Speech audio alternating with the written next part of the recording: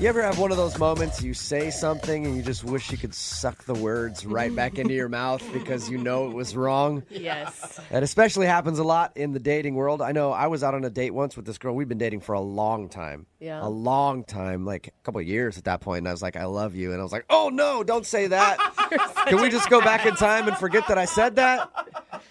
Things like that happen all the time. And Dave, who is on the phone and wants to do a second date update today, had a similar problem on his date. Dave, how you doing? Hey, guys. What's going on? Not much. So tell us a little bit about your date.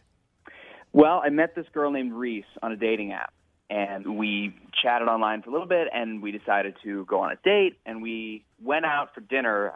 I wanted to make it like an early dinner, sort of keep it open-ended in case things were going really well. Oh, Good so idea. You were planning ahead of time just in case you could take her back to your place? Yeah. Well, I wouldn't say that. But you kind of just did. That's Hey, what let's I go to heard. dinner. There's this cute place right around the corner from my house. So in case we have a little too much, we can just walk back to my house. I mean, no big deal, right? That was I wouldn't say that wasn't on my mind. But, At least you're honest. Yeah. I So- mean, it was just like I don't like going further than a stone's throw from my place. Sure. So did the night end like you had hoped? It didn't go badly. I had a really, really good time. We had a really good time at dinner, and I think I did pick the right kind of place that she would have liked. But there was a funny thing that happened that I feel like threw everything off for the night was that before we ordered food, I asked her what she was thinking of getting, and she mentioned that she was thinking about getting an appetizer, a salad, and a main course. Okay. And I said, this was such a stupid thing to say, but I said, wow, it's refreshing to meet a girl that isn't afraid to eat like one of the guys. That is definitely the wrong thing to say. I know what you meant, but when it comes out, that is so bad. You're like, oh, it's nice to go out with a girl who's not going to order a salad and act like she never eats. Is that exactly how you said it, though? It was just like I thought I was being funny, and as soon as I said that, there was just this dead silence at the table, and I was immediately trying to just eat my words, but oh man. So how did she react after you said that? Well, she just kind of stared at me, and she rolled her eyes and said, well, I'll just order a salad then. Did she just order a salad then? She got the salad and the main course, but we skipped the appetizer. The appetizer. If you would have been a smart man, you ordered the appetizer for her at that point. And then eat it in front of her. And go, you don't get any because you punked out on the appetizer. I went to the bathroom and looked at myself in the mirror, and I was just like, what am I going to do? Did you take a chance to laugh at yourself a little bit? Definitely after the fact, but immediately I was embarrassed and apologetic and stuck my foot in my mouth, essentially. Did she seem cool after that? You know, it took me some time, but I feel like I kind of roped her back in. By the time our food got there, she was laughing at my jokes again, and So you guys were back like on a good level after that. It wasn't like she just shut down and ended the date. we were having really good conversation, just back and forth. But it's just I made this one slip up, and I couldn't get it off my mind as soon as I said it. Yeah, if I had said that during a date, I'd be like, I just screwed everything up. You want to end it now? Because I could pay, and we get you a to-go box for all the food you just ordered, and we can go our separate ways. How did everything end with her? Well, what happened was I said, like I was planning to, do you want to go back to my place? And she said she wouldn't be able to tonight. So I ended up just driving her home, and she said I had a really good time, and that was it. Yeah, of course she couldn't go back to your place. She was too full. No- Bloated, didn't want to get naked. No kiss or anything? No kiss. Nothing. Then did you make plans to go out again? That's the thing. I've called her a couple of times, and she just said that she's busy. Like, if she'd made it clear, I would leave her alone. Okay. So instead, you want to call her on our show and ask her in front of, I don't know, at least 10 people who are listening why she's not calling you back. That seemed like a pretty solid idea to me. All right. Well, we'll play a song, come back, call her, and get your second date update, all right? Okay, thanks, guys. All right, hang on. Moving 92.5. Brooke and Jubal in the mornings. Second date update. Dave is on the phone with us today, and he wants to do a second date update with a girl named Reese. They met on a dating app, went out for dinner, and he thinks the reason that she's not calling him back is during dinner there was an awkward point where she was like, I want an appetizer, a salad, and a main course. And apparently he made a crack like, whoa, it's nice to go out with a girl who has such a healthy appetite. And then he started going, Suey, feeding time, woo! And then making hog noises at her right across the table, which I thought was really a bold move on your part, Dave. Yeah, he just started doing all that kind of stuff. Like somehow he got a triangle. He was ringing it like a dinner bell. I don't know how you did all that, Dave. Yeah, that's right. You forgot. I took a little bell out and tied that around her neck, so it makes sense. Oh my God! I forgot about that part, Dave. That is awful. Dave essentially did that because he sort of made fun of her for eating a lot. What did you say to her again? All I said was, it's refreshing to meet a girl that isn't afraid to eat like one of the guys. It was a joke. Yeah, and that's the reason that Dave thinks she's not calling him back is because he think. Yeah, I mean, I think it is too. But after that moment, she got a little awkward, and then he feels like he got her back on track, and she was laughing at the end of the date, and everything seemed cool, but she will not go out with him again. So he is pretty much assuming that's the reason. Yep, pretty much. All right. I'm going to dial the phone number right now, get her on the phone, and get your second date update, okay? Okay, thank you.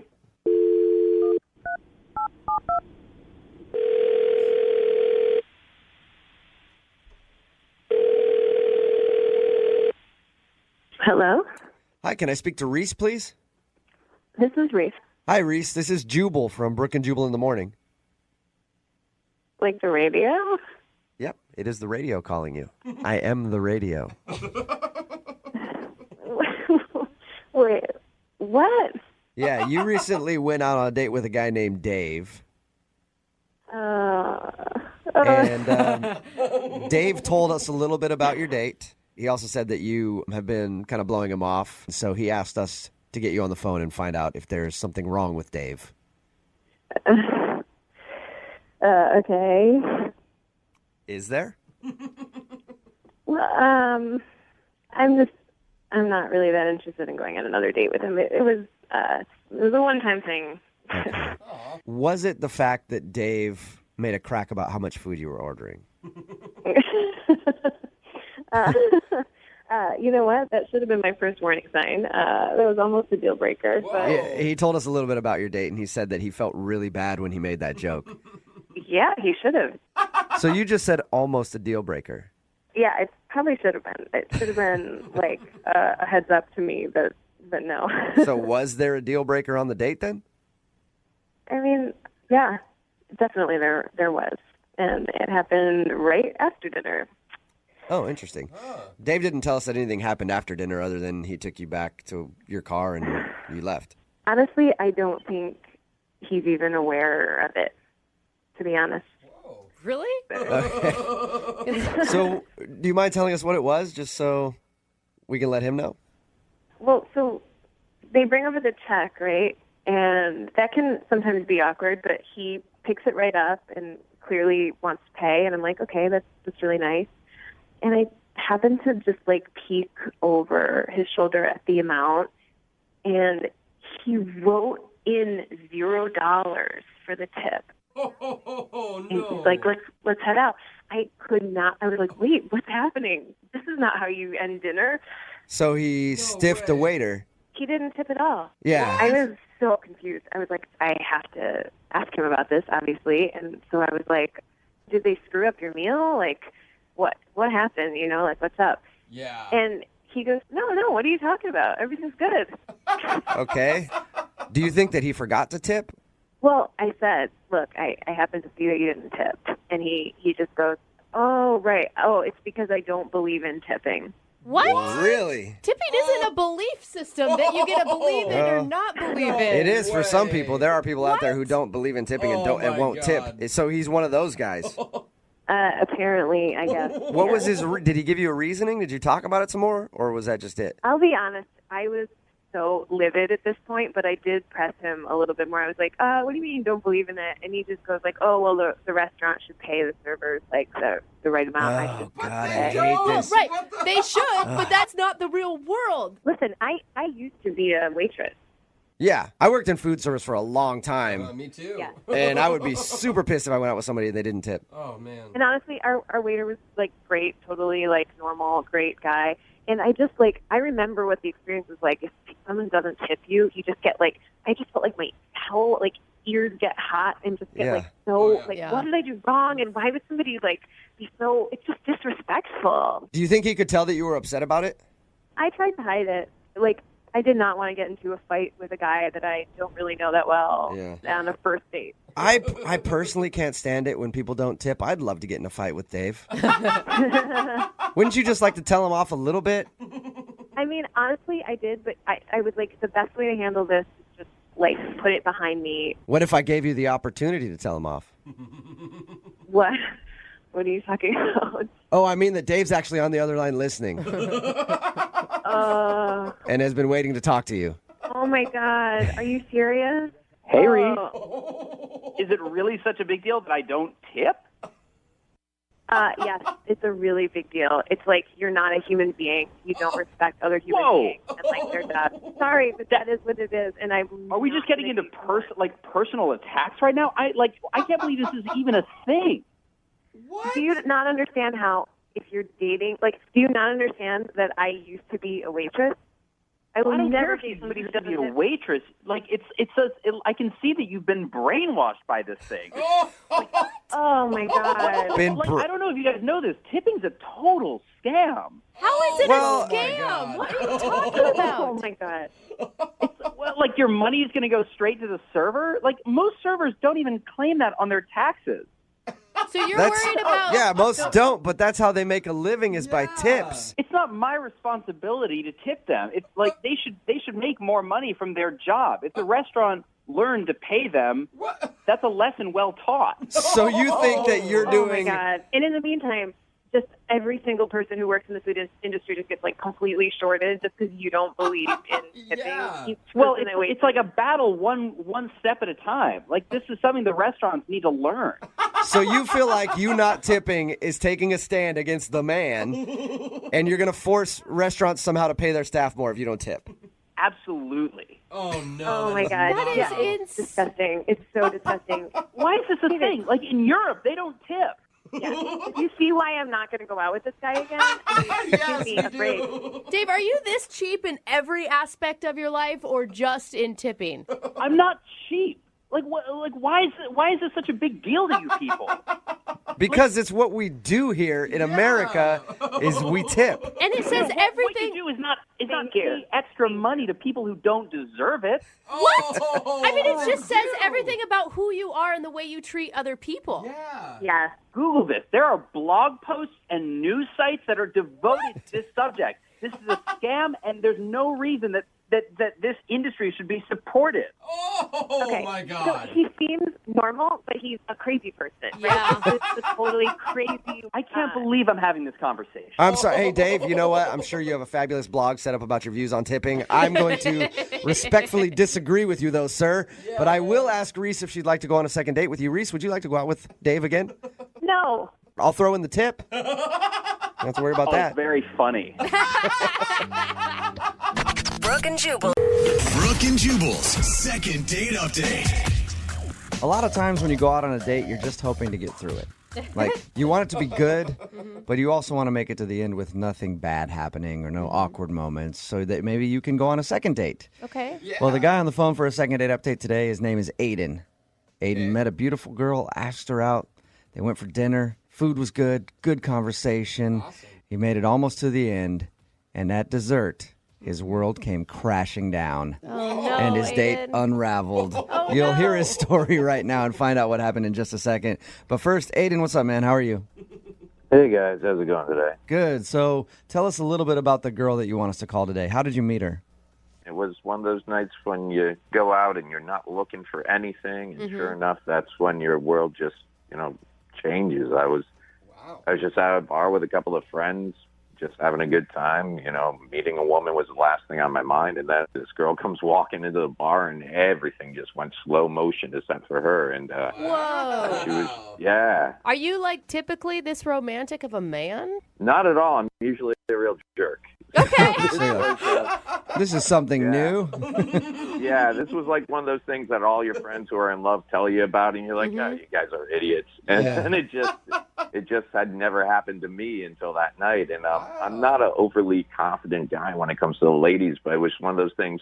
She walked by me the first time, and I was just so taken aback, and it just popped into my head. I'm like, you know what? Everything else be damned. I have to find a way to meet this woman. So what did you say to her? How'd you approach her then if you were nervous? After the world stopped spinning and everything, I just kind of pulled myself together, and I'm like, all right, I'm not gonna walk up while she's with 8 women. So probably about 5-10 minutes go by, and she just takes a walk to the bathroom, and just when she's on the way, You followed her into the bathroom. Good work. That's the best way to do it. Yeah. I will say it does sound like you're going from like totally swoon worthy to a little bit clingy. Well, no, I've never had luck when it's like 8 women and me, and I walk up. So just when she came walking by the bar area that I was at, I just said, excuse me. And I had all these great smooth things I wanted to say in my head, and instead it came out sounding so cheesy. It was just, hey, how does it feel to be the most beautiful woman in the room? And she just kind of looked at me, laughed, paused for a minute, and then just walked right on by me. Yeah, I'd keep walking too. That is so cheesy. Sounds like a fairy tale meeting to me. Yeah, I froze. I don't know why. I had so many other original things to say, and I went with that. It sounds like you, sweetheart, how's it feel to be the most beautiful woman in this room? Well, yeah, when you say it, it sounds creepy. Yeah, but That's how I picture you saying it. Also, like holding out like a little gun with your hand, like, yeah. You go ahead and move along to the bathroom and think about what Daddy just told you. How did you come back from that and convince her to go out with you? You know, I think after I went outside and smacked myself in the head a couple of times and called myself stupid, I went back inside. I walked over to her. I'm like, look, about what I said earlier, I know it came off as cheesy and a line, but I meant it. And she just looked at me and she smiled and she's like, you're very sweet. I'm like, well, thanks. And I never do this, but if you allow me to, I would love to take you out to dinner. And we exchanged numbers, and that's all that happened that night. So tell us about dinner then. How was that? I got there early and got the table, and when she came walking in, it was the same thing all over again. Man, she just took the attention of everybody in the room. This girl, she doesn't have a bad side. She's amazing. And the thing that caught me is the night I saw her at the bar, she was just wearing like jeans and a top. And this night she was wearing a dress. And I don't know how else to explain it other than there's some women that can wear a dress, and then there's some women that just wear a dress. And when she walked in wearing a dress. She was wearing that dress. That dress all the way on her body. Nice. Oh my God. I'm pretty positive some other guys in the restaurant got in trouble with their wives and girlfriends that night, because there wasn't a head that did not turn when she went by. Okay, so but how was actually like dinner with her when you guys were sitting down talking and everything? Was it good? Did she seem interested in you? It turned out we had a lot of similar interests, and what's really funny is you wouldn't know it to look at her. She's so beautiful and mild, but she's like tomboy through and through. So just awesome. I mean, beautiful girl, into sports, and not just like, oh, I like watching sports because my boyfriend likes watching it. Like, we were just going back and forth. Like, the whole time in my head I was going, there was something that night at the bar that told me to talk to her, and this was it. It was like I was meant to be hanging out with this woman. So the whole time with her was awesome. Obviously, you liked it a lot. She seemed to be having a good time. Tell us about what happened when dessert came. Well, when dessert came, we got like the triple layered chocolate cake killer thing.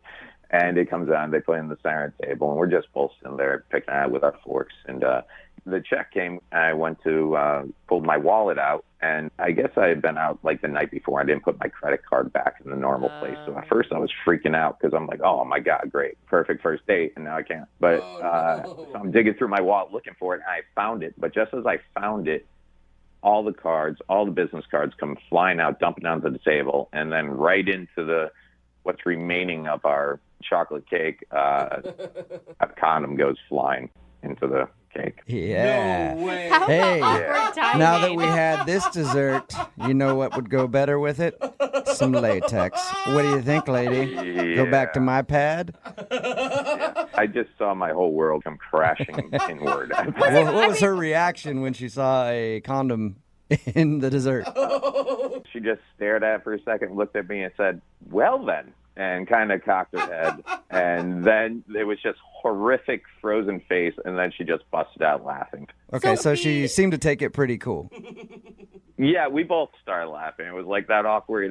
It was that moment where I'm like, do I pull the condom out of the kit? Because obviously I don't want to be the guy. It's got chocolate on now. Do I put that back in my... It became a thing. I hope she didn't think I was carrying it around for a reason. Like, I hope she wasn't thinking, oh, he was expecting to get something, tonight. It was just in there. It'd been in there for a long time. To be honest, I totally forgot it was in there. If you feel like everything went cool after the whole condom debacle, why did you put in your email that you think that's the reason she might not be calling you back? Well, that's the only thing I can think that went wrong. Okay. When it comes down to it, that is the only thing that whole night that could have possibly caused the total 180 on, returning calls and talking with me. Okay, well, we'll play a song, come back, call her, and get your second date update, all right? I'd appreciate it. Moving 92.5. Brooke and Jubal in the mornings. Second date update. Right in the middle of a second date update, Aiden is on the phone. Today he wants to call a girl named Summer. He had something very, very, very awkward happen on his first date. At the end of the date, when he was trying to pay, he was looking through his wallet because he couldn't find his debit card, and he accidentally spilled some stuff on the table, and a condom fell out of his wallet and into the dessert. Now, normally I would say that this is like the most awkward thing I've ever heard on a date, but we've been doing these second date updates for so long now that I'm like, That's how I feel too. not really that bad, actually, compared to some of the other stuff we've heard. So at least there's that, Aiden. So he thinks that he might not be getting a call back because she saw the condom and was like, oh, he's expecting to be getting some. Or, oh, he was trying to give me a little hint by dropping it in my dessert. Like, hey, that was sweet. This is going to be sweeter. Something like that. Any last words before we make the phone call?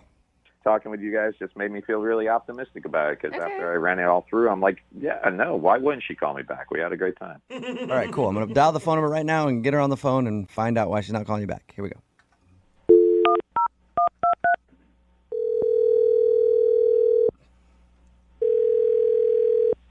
Hello?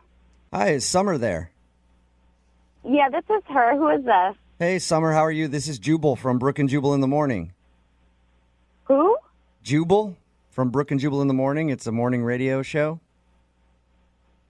Okay, cool. Okay. Hey, Hey, Summer. I'm calling you today because one of our listeners emailed us about you and asked if I could get you on the phone to ask you a few questions.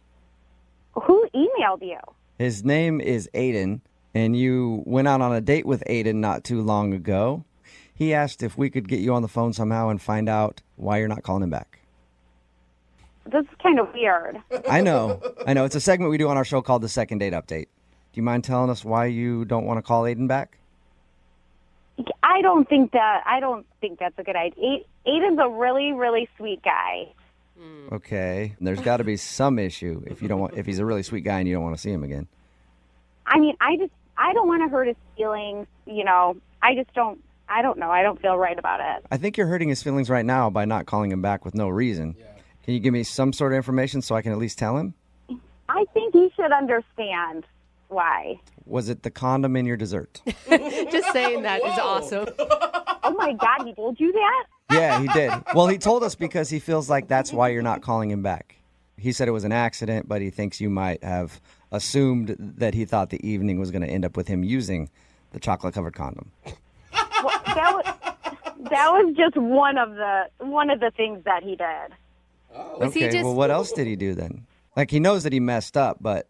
Yeah, I mean, he's a super romantic guy, and he's so sweet, and he's so kind, but it's almost like he doesn't understand the line between romantic and creepy.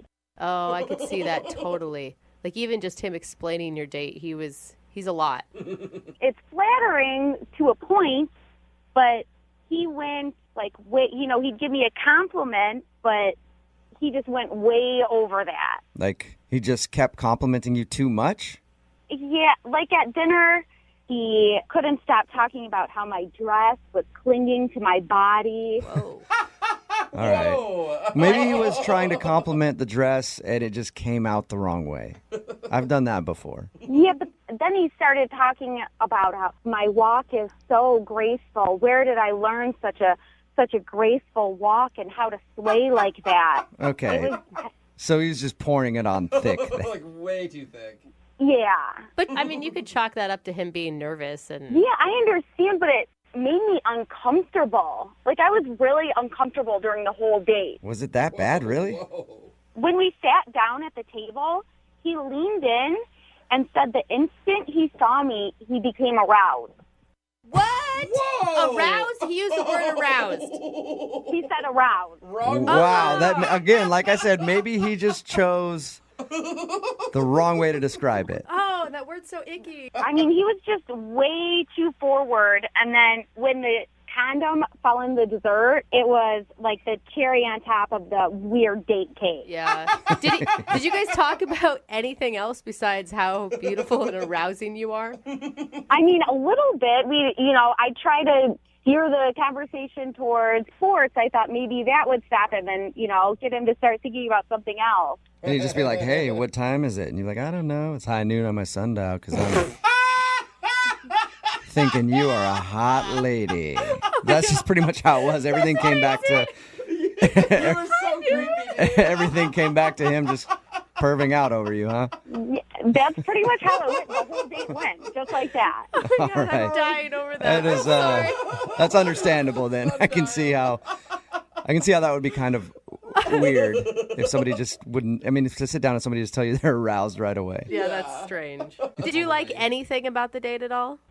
He is really nice. I can tell, just deep down, he's a really good person, and I don't think he needs to be creepy.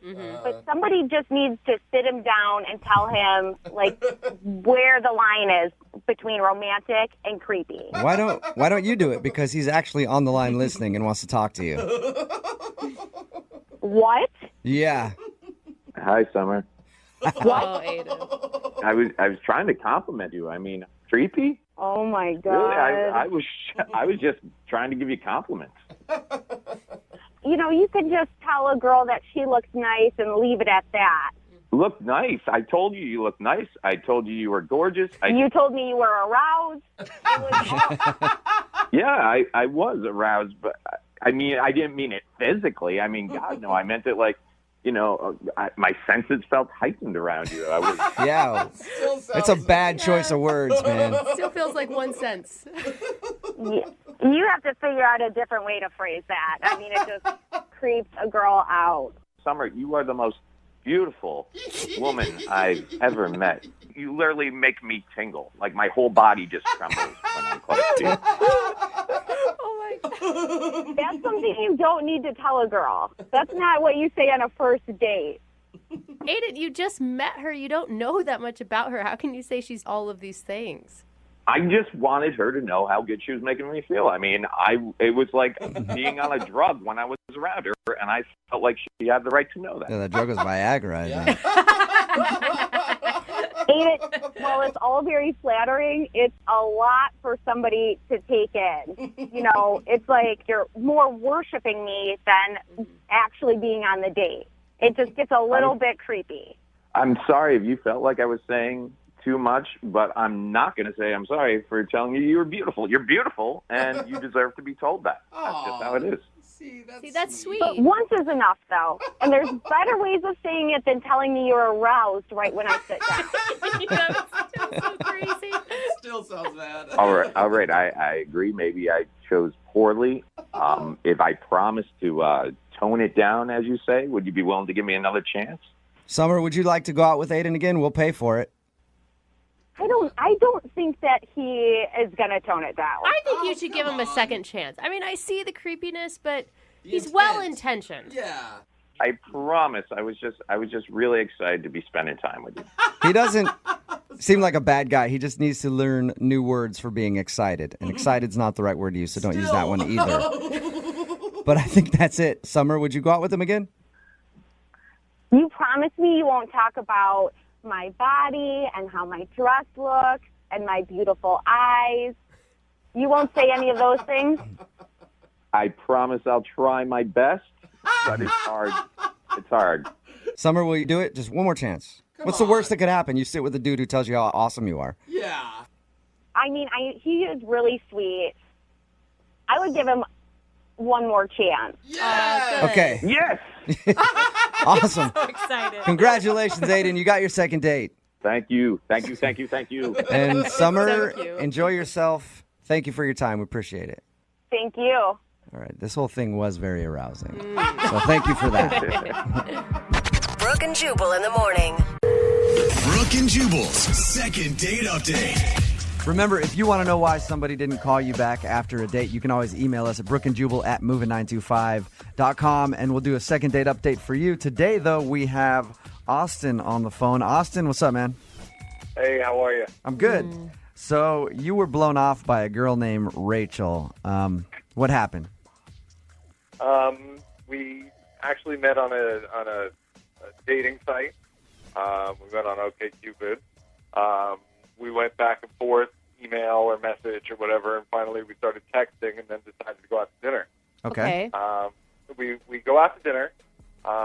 We're sitting right in front of each other. We're having a pretty good conversation. You know, I mean, it wasn't like I want to marry this girl or anything, but It was just a decent time. it was just a decent vibe, you know, and it was cool and it was fun. We had a couple cocktails. Everything was fine. And then dinner was over. We got up. I turned to say thank you to the hostess, and she beelined for her car. How long were you at dinner, Austin? A little over an hour, I think. Okay. Something like that. Did she just leave without saying goodbye Yeah, to you? she didn't say. Yeah, she didn't say anything. It was one of these things where it was like she was walking fast enough where I'm like, it was obvious that she was leaving, like I had leprosy or something. I mean, she was like, Did you? You can't think of anything that happened on the date that would make her want to leave like that? I don't think so. I mean, everything was okay. It was a normal date. We just sat. I asked her what she did. She asked me what I did. Have you tried to contact her? I've texted her twice because that's how we set up dinner. But I've got nothing. I messaged her once through the site. Okay. And I checked back and I got nothing. The reason that I emailed you guys is because I just want to kind of know, if I did something that horrendous for her to flip out and leave. Okay. Well, you did meet her on a dating website. She could just be crazy. You know that, right? Okay, we're gonna call her right after this, and you're prepared to hear whatever her answer is. Yeah, I just want to know the truth. Okay, Austin, we'll get your second date update next. Moving 92.5. Brooke and Jubal in the mornings. Second date update. Okay, Austin emailed us because he wanted to find out why Rachel ditched him at a restaurant. She left right after they were eating. He went to say goodbye to the hostess, and she made a beeline for her car. He hasn't talked to her since. Austin, are you ready to give her a call? I'm ready. You sound super ready. There's nothing you can think of that would have turned her off that much. I was on my game, or at least I thought. All right, maybe that's the problem. All right.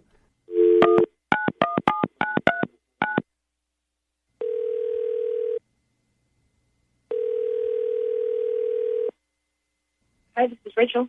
Hey, Rachel, how are you? This is Jubal from Brooke and Jubal in the morning. I'm moving 92.5. Hi. You didn't win anything. No, you didn't win if you're curious. We actually have a mutual friend, a guy named Austin. You went out on a date with him a little while ago, and then you kind of just took off after dinner. Yeah, he really pissed me off. He pissed you off. Yeah. Oh, you sound Okay. still angry about it. Actually, I am. I'm kind of annoyed. I've been thinking about it ever since, how annoying it was. All right. It seems like we kind of have to do a lot of coaxing to get people to do these second date updates. It sounds like you just want to tell your story. So what do you do to piss you off? Honestly, he seemed like a nice guy. It was a fun dinner. We had a good time. The conversation was good. And I was actually thinking, hey, this might go somewhere. But then I happened to look over. He paid the check. He insisted on paying the check, which I thought was interesting. Right. Chivalrous. And so the bill was $75. He tipped $2. What? He tipped $2 on a $75 tab. No. Oh yeah, and the service was fine. There was no problem with the service. And I don't even really believe in stocking servers anyway. Yeah, $2. No. Now, maybe he's bad at math, Rachel. Nobody's that bad at math. Well, I'm terrible at no one's math. that bad at math, and if he's that bad at math, then it's a deal breaker anyway. Okay, because I'll give you that. Oh, man. Have you worked in the service industry before? Is that why you're extra pissed? Yeah. For like 10 years, I was a server, and that's unacceptable. It's completely unacceptable. I mean, I over-tipped because I was a server. So I was so stunned that I wrote him off, and I just left. Rachel, Austin's on the phone with us right now. Austin, I'm going to start calling you cheap-ass Austin. Did you really just tip $2 on a $75 tab? I absolutely did tip $2. What? Whoa. How are you admitting to that, Absolutely. dude? I made a mistake. Well, listen. Okay, for one, service people like waiters and waitresses and what have you, they work on their tip. This person, as we're having dinner, kept repeatedly coming over, couldn't remember what we ordered. Our meals came at different times. Rachel just said that everything went well and the service was fine. I totally covered the whole thing. I was Jokey McJokerton the whole time, going, well, we can do this and blah, blah, blah, blah, blah. So I'm not going to let this waitress, screw up my date. So, of course, I'm going to cover for her. Austin, don't you think that it looked bad on you to only tip $2 if there really was that big of an issue that you never said anything about? You know what? It's not supposed to look bad because it's customary not to, A, look at the check, and B, if you don't look at what you're doing and judge a person by that, I don't agree with his tipping, but you shouldn't be looking at a bill that somebody else is paying for, especially on a date. I always look to see what people are tipping. Yeah, but at the end... I actually do. But you shouldn't be. On a date, even if they wanted to pay for a coupon, that's none of your business. The way they pay is their own business. That doesn't have anything to do with you. Rachel, so did you notice bad service?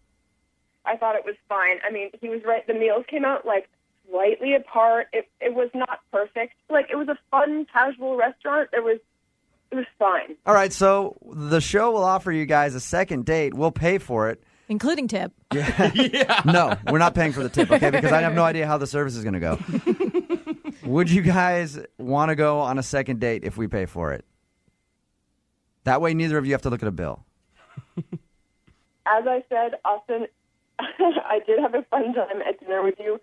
I think this is not going to work. The way you think about that is not compassionate, and I know it's a tiny deal, but I think it's a bigger deal, and I'm going to pass. Yes. Okay, Go, Rachel. I'm with you. It's gone from just tipping to people's compassion on a whole. These are people's lives here. From now on, Second Date Update, we discuss societal issues. Brooke and Jubal in the morning. So the emailer for today's Second Date Update asked that I be gentle and nice to her. Oh, that's good. She knows you then. She was apparently hesitant to email us about a Second Date Update after hearing all the crazy ones. Her name's Deanna. Deanna, how are you? Hi, I'm good. How are you? Good. I promise to be nice to you. Okay, good. No, don't believe him. Yeah. Her email said that she's never had trouble getting dates in the past and that you've always dated meatheads, but you actually went out with a nice guy and you really liked him, right? Yeah. My friends set me up on a blind date with him, and they said that we would have a lot in common. What were you attracted to? I mean, because if this isn't your typical dude that you go after, did you feel like there was a spark or? I was really comfortable around him, and he made me laugh. It was just an instant connection. Okay. Was he hot? He wasn't like the muscly guys that I usually date, but he was cute. Okay.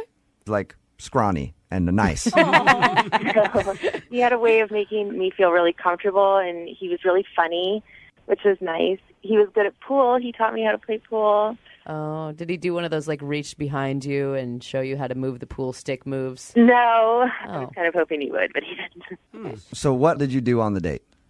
We just went for a drink and played pool for a couple hours. And then I felt like that's another thing that I really liked, is that he was a gentleman. He walked me to my car afterwards and hugged me. And that was it. And what was the last thing that happened at your car? He hugged you. He made plans. He said he'd call you. We didn't really make plans. I texted him after the date saying, like, thanks for the date. I had a great time. Uh-huh. And I've never heard back from him, and it's been a week. That's weird. And you can't think of anything that happened on the date that might have caused him to not want to call you back? No, not at all. You're not like a pool shark and you took him for all his money. No. At any time, did you compare him to maybe an ex-boyfriend or describe that he was so different than the guys that you were used to dating? No, not at all. Dude, you're so wimpy. Usually the guys I date have muscle tone. It's pretty weird. It's crazy. Your body fat. Such a, I would understand why he wasn't messaging me. What are your normal dates like when you go out to meatheads that you go out with usually? They usually call immediately, like the next day, or have some sort of contact. I've never just had somebody not respond to a text message and then not hear from them in an entire week. Right. Yeah. That's a long time, a week, right? Yeah, it is. Well, it's weird that he wouldn't text you back because I always think it's a good move to send the text right after the date. Yeah. Thanks for the night. I think I support that move. Yeah. There's just something that sounds like he wasn't maybe that into you. How could that be possible? No. That is a good question. It could be. That It could is be. a good question. Maybe he's playing hard to get. Maybe he wants you to wonder. So he's like, I'll let her wait it out for a week. Sure. I don't know. A week is kind of a long time, though. Yeah, I guess you're right. Maybe he's like every other Seattle man, and instead of being passive aggressive, he's just passive. Yeah, that's it. All right, you ready to call him? Yeah. Okay, we're gonna play a song. Come back, call him, and get your second date update. Hang on for me, okay? Moving 92.5. Brooke and Jubal in the mornings. Second date update. Okay, Deanna, you ready to go? Yes. If you're just tuning in to the second date update, we're about to call Nathan. He went out with Deanna. They had a fun time, played pool, had a hug at the end of the night. She thought everything went well. Texted him at the end of the evening like, hey, thanks for taking me out. I had so much fun with you. And Sure, that's exactly how it that's went. how it sounded. And Again, sounds like Mario. and he never responded to her at all. It has been a week, and she wants to figure out why. Jubal, you promised to be nice. Yes, I will. I'll be perfectly nice. Dean, I forgot to ask you because you were set up by a mutual friend and it was a blind date. Is there any information coming in from her? No. No. I tried to get a hold of them, and they said he hasn't said anything to them. Weird. All right, you ready? Yeah, I'm ready. All right.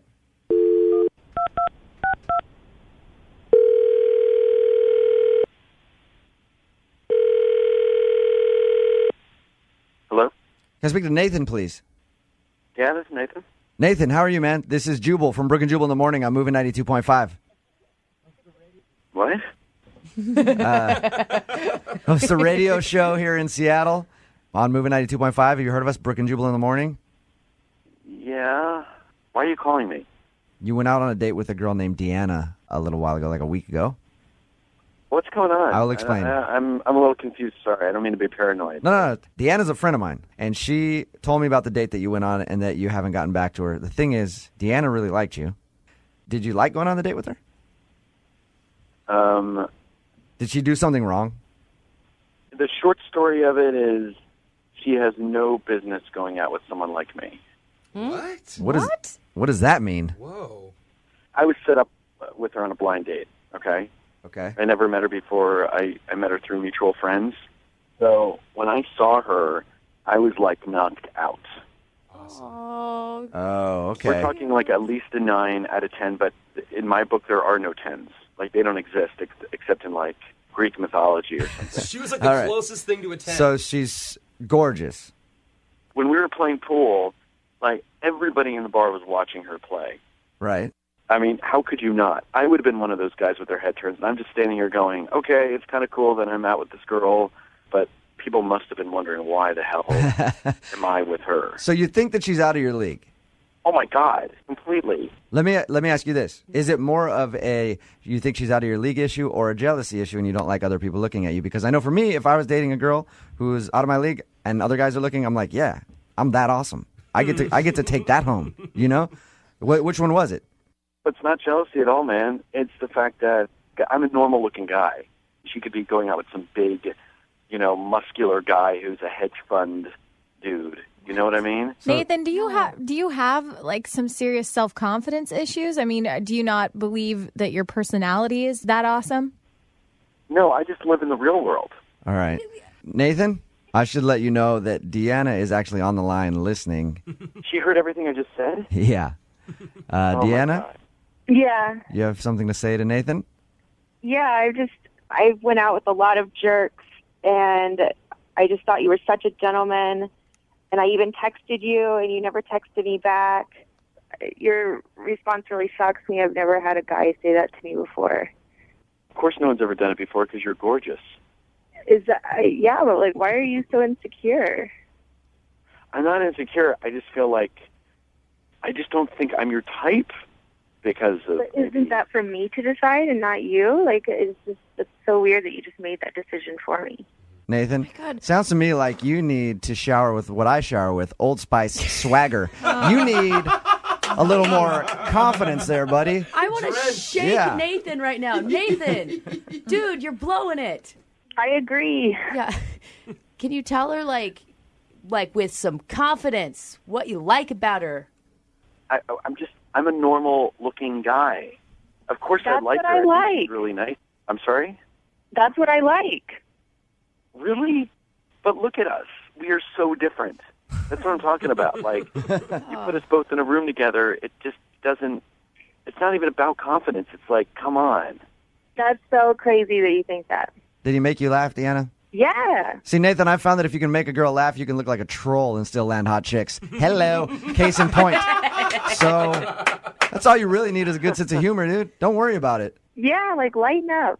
So, Nathan, even when she was trying to contact you and obviously was into you and interested in you, you just thought, no, not going to work. Yeah, I thought it would just end badly. She would go find some other guy that was much more her type or ridiculously better looking, and then I would be just kicked to the curb. Oh, my gosh, Nathan, Hey, you're killing me. At the end of these, you always ask if you guys will go out on a second date. We will pay for a second date. Nathan, did you want to try to go out with Deanna again? Please. You'll pay for a second date? Yes, we'll pay for it. Oh, my God. It's really nice. Nathan, do you want to... Do me a favor. Go out with an incredibly hot girl and just enjoy yourself. For free. And stop thinking about how different you look than she does. Oh, my gosh.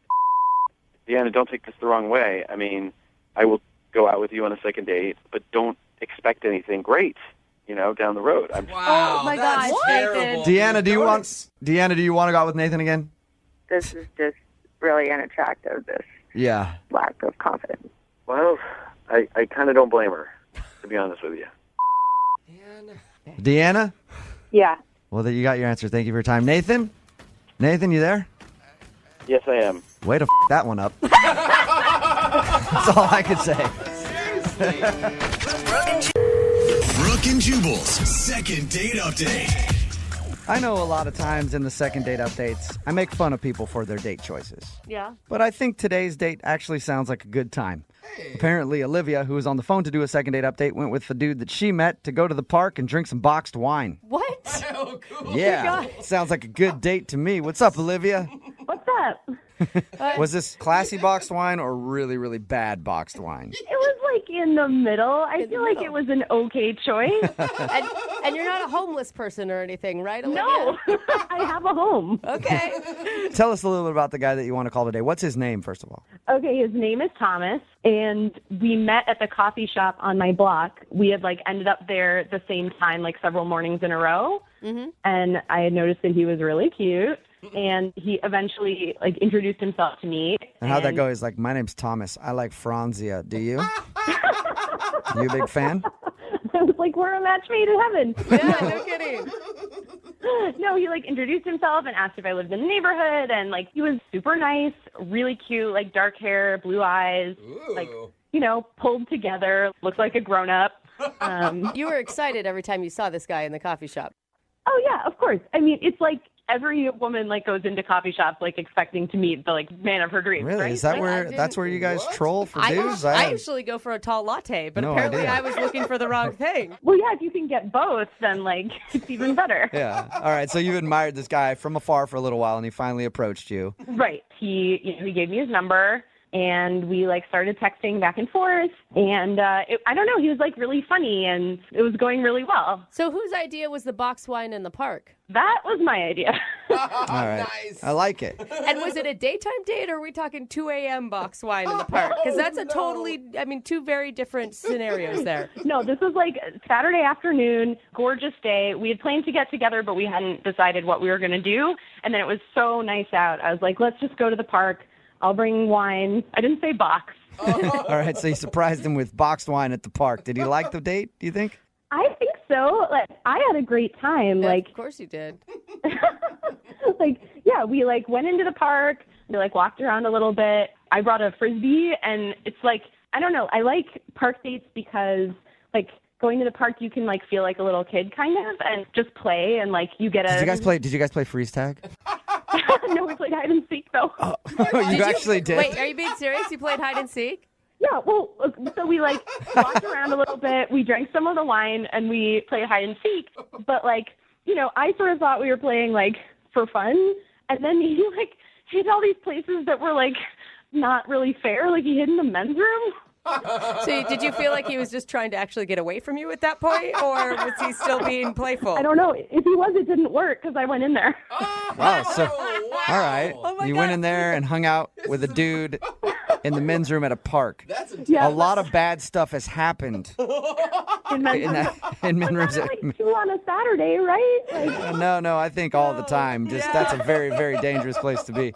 You are funny. I really think that this is a great date so far. Thank you. Why do you think he's not calling you back? The only thing I can think of is that I maybe drank a little bit more than I should have. And when I drink, I get kind of loud and silly. And maybe he doesn't like that, especially because we were in public. I don't think I did anything too embarrassing, but I don't know. That's the only thing I can figure out. I thought it went really well. I mean, when you say you drank a little bit too much, you remember all the date, right? Totally. Yeah. We did after we left the men's room, we went and hung out on the blanket for a while. We just talked. It was super cool. He gave me a kiss before we left the park. Ooh. What kind of kiss? Lip kiss? Cheek kiss? It was half cheek, half lip. So the side of your mouth. Awkward. Yeah, that sounds Okay. was it bad timing. You guys were going in for a hug and then last minute decided to kind of kiss? Yeah, maybe. I hate those. Weird. What's the last thing that he said to you? He said he would call me. But when I didn't hear from him for a couple days, I texted and said that I had a great date, which usually with most guys, all you have to do is say I'm into what's happening, and they're on board. And I didn't hear back from him at all, which was super weird. Whoa. And so I waited a little longer, and then I called him. He didn't answer. And I started worrying if he was even okay. So I blocked my number and called him from my work phone. And he picked up, but then I got really nervous because how was I going to explain that I was calling him through my work phone? So I hung up. So did you at least breathe heavily to him for a little bit? No, I probably went and then hung up. All right. Do you feel in retrospect, you're you kind of went a little crazy for a second. I know, but you know how it is when you meet someone that you really like, and then you got one vibe, and then all of a sudden the vibe is totally different. Yeah. It's what happened? Okay, so we know he's alive because he's answering his phone. You know that much. Okay. You just don't know why he doesn't want to talk to you, right? No, I hope you can get him on the phone to find out, because if I'm putting off a weird vibe, I guess I want to know about it. Okay. Well, we'll play a song, come back, call him, and get your second date update, okay? Sounds good. All right, hang on. Moving 92.5. Brooke and Jubal in the mornings. Second date update. Right in the middle of a second date update, and Olivia is on the phone. She went out with a guy named Thomas on a date to the park. They played little frisbee, ran around, had some fun, and then, of course, the box wine happened. And then the date became kind of a blur. She says she got a little tipsy, but she does know that at the end of the date, they sort of shared an awkward hug/side kiss. He hasn't answered any of her phone calls or texts except for the one call that she made from her office phone where she blocked the number just to see if he'd picked up. He picked up, she panicked, and then hung up the phone and didn't talk to him. So we know that he's at least answering his phone, and we're going to attempt to get him on the line right now. Olivia, you ready to go? I'm ready. I hope you guys can figure out what happened. I really thought we hit it off. You sound really rad, but do you think that maybe he was, I don't know, looking for more of a stereotypical girly? Yeah, I mean, type? that's the only thing I can think of is that I scared him away with my silliness and being kind of loud and crazy. All right. I'm going to call him right now. Are you ready? Okay, I think so. Here we go.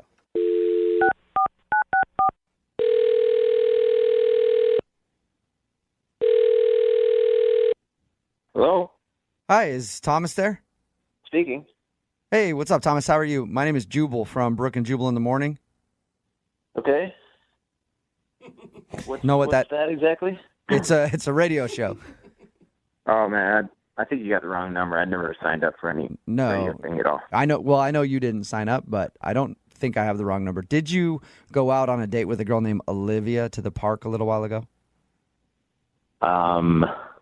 Maybe. Okay. I'm going to take that as a yes, because if you didn't, you could have probably said no to that question pretty easily. Well, Olivia actually emailed us to get a hold of you. All right. What does that have to do with me? She wants to know why you're not calling her back. Are you kidding me? No. It's a segment we do on our show called The Second Date Update.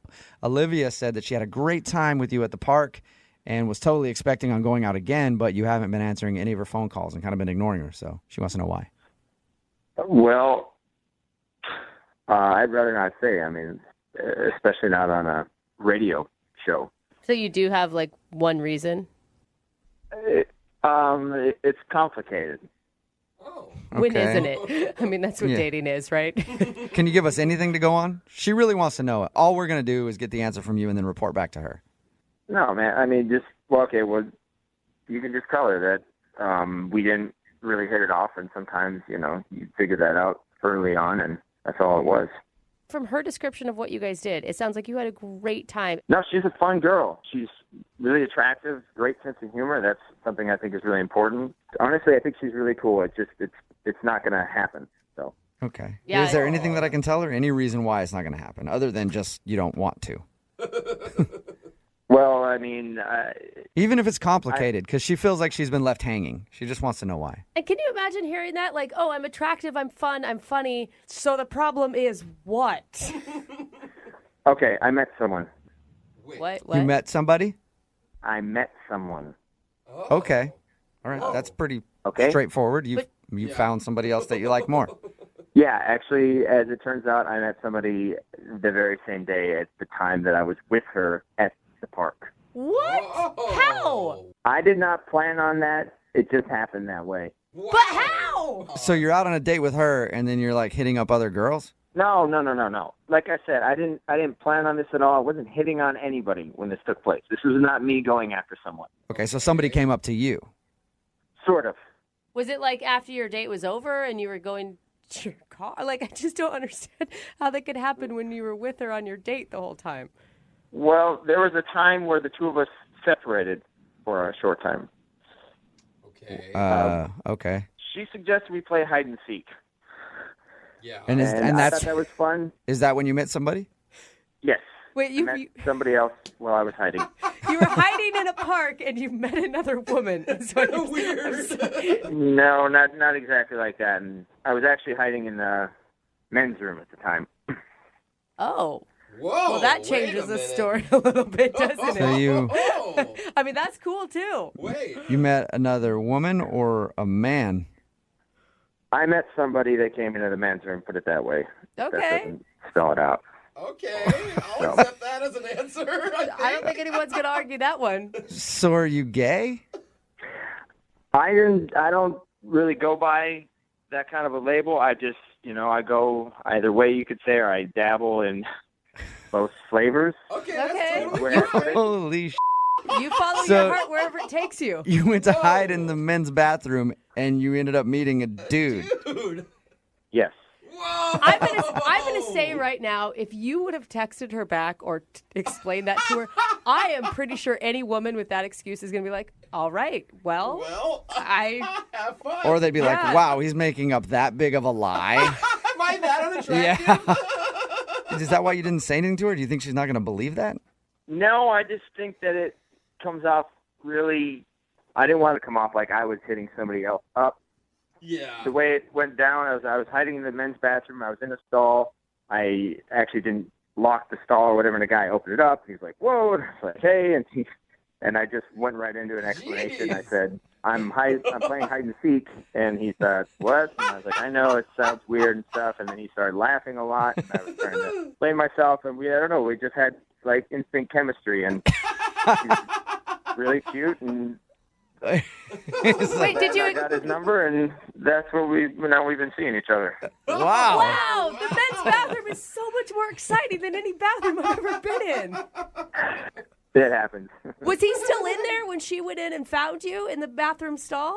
No, he had left like a minute before she came into the bathroom, and I'm grateful for that. Yeah, that would have been awkward for your two dates to run into each other in the men's restroom. It was absolutely the most unique and just craziest way I've ever met somebody, but it just happened naturally, and it felt very romantic. Oh my God, is it You weird? crouched on top of a bathroom toilet in the men's room, meeting another guy, and it just sounds so romantic But there, I love Thomas. it. I mean, I think it's such an awesome story. I think it's not the most romantic places to meet somebody, but sparks flew, and you can't deny it. Oh my gosh. All right. I bet I know somebody who's going to be even more shocked about this story than us. She's on the other line listening and wants to talk to you. You kidding me? No. You're not serious. No, I am. I'm 100% serious. Olivia, you there? Oh my God. What? Oh wow. Are you Olivia, serious? I don't know what to say. Tell me you're making this up. I'm not making this up. I'm so sorry. It's not something Okay, I intended to happen. So let me get this straight. We go on this awesome romantic date, and you met a dude in the bathroom at the park, and then you just ghosted on me? It sounds bad when you put it that way, but yes, that's what happened. Like, is this even for real? Like, this is like not in the realm of possibility of what I thought happened. Yeah. I wasn't in the realm of possibility of what I think anybody thought. No. I thought for sure you were an annoying drunk the whole time. Thank you, I guess. I don't know which is worse. Olivia, I sincerely apologize. It was not anything that you did. I like you. I thought it was going great. But I just met somebody that I had instantly stronger feelings for. You met him in a bathroom stall. Yeah. The only reason you were in there is because I'm super fun and played games. You're right. I mean, Olivia, I guess I have you to thank for me meeting him. Yeah, Olivia, you're a matchmaker, and you had You're no welcome, idea. I guess. Like, are we going to put that on my dating profile? Like, really good at hooking dudes up with other dudes in bathrooms? Hey, that's you know an what? impressive trait that not many Yeah. other people can claim. You'll probably get a lot of people hitting you up. You know what, Olivia? Maybe the three of us can just meet up. You might really like him, and we could, go to the coffee shop or something. Whoa. All right, on that note. You are open, sir.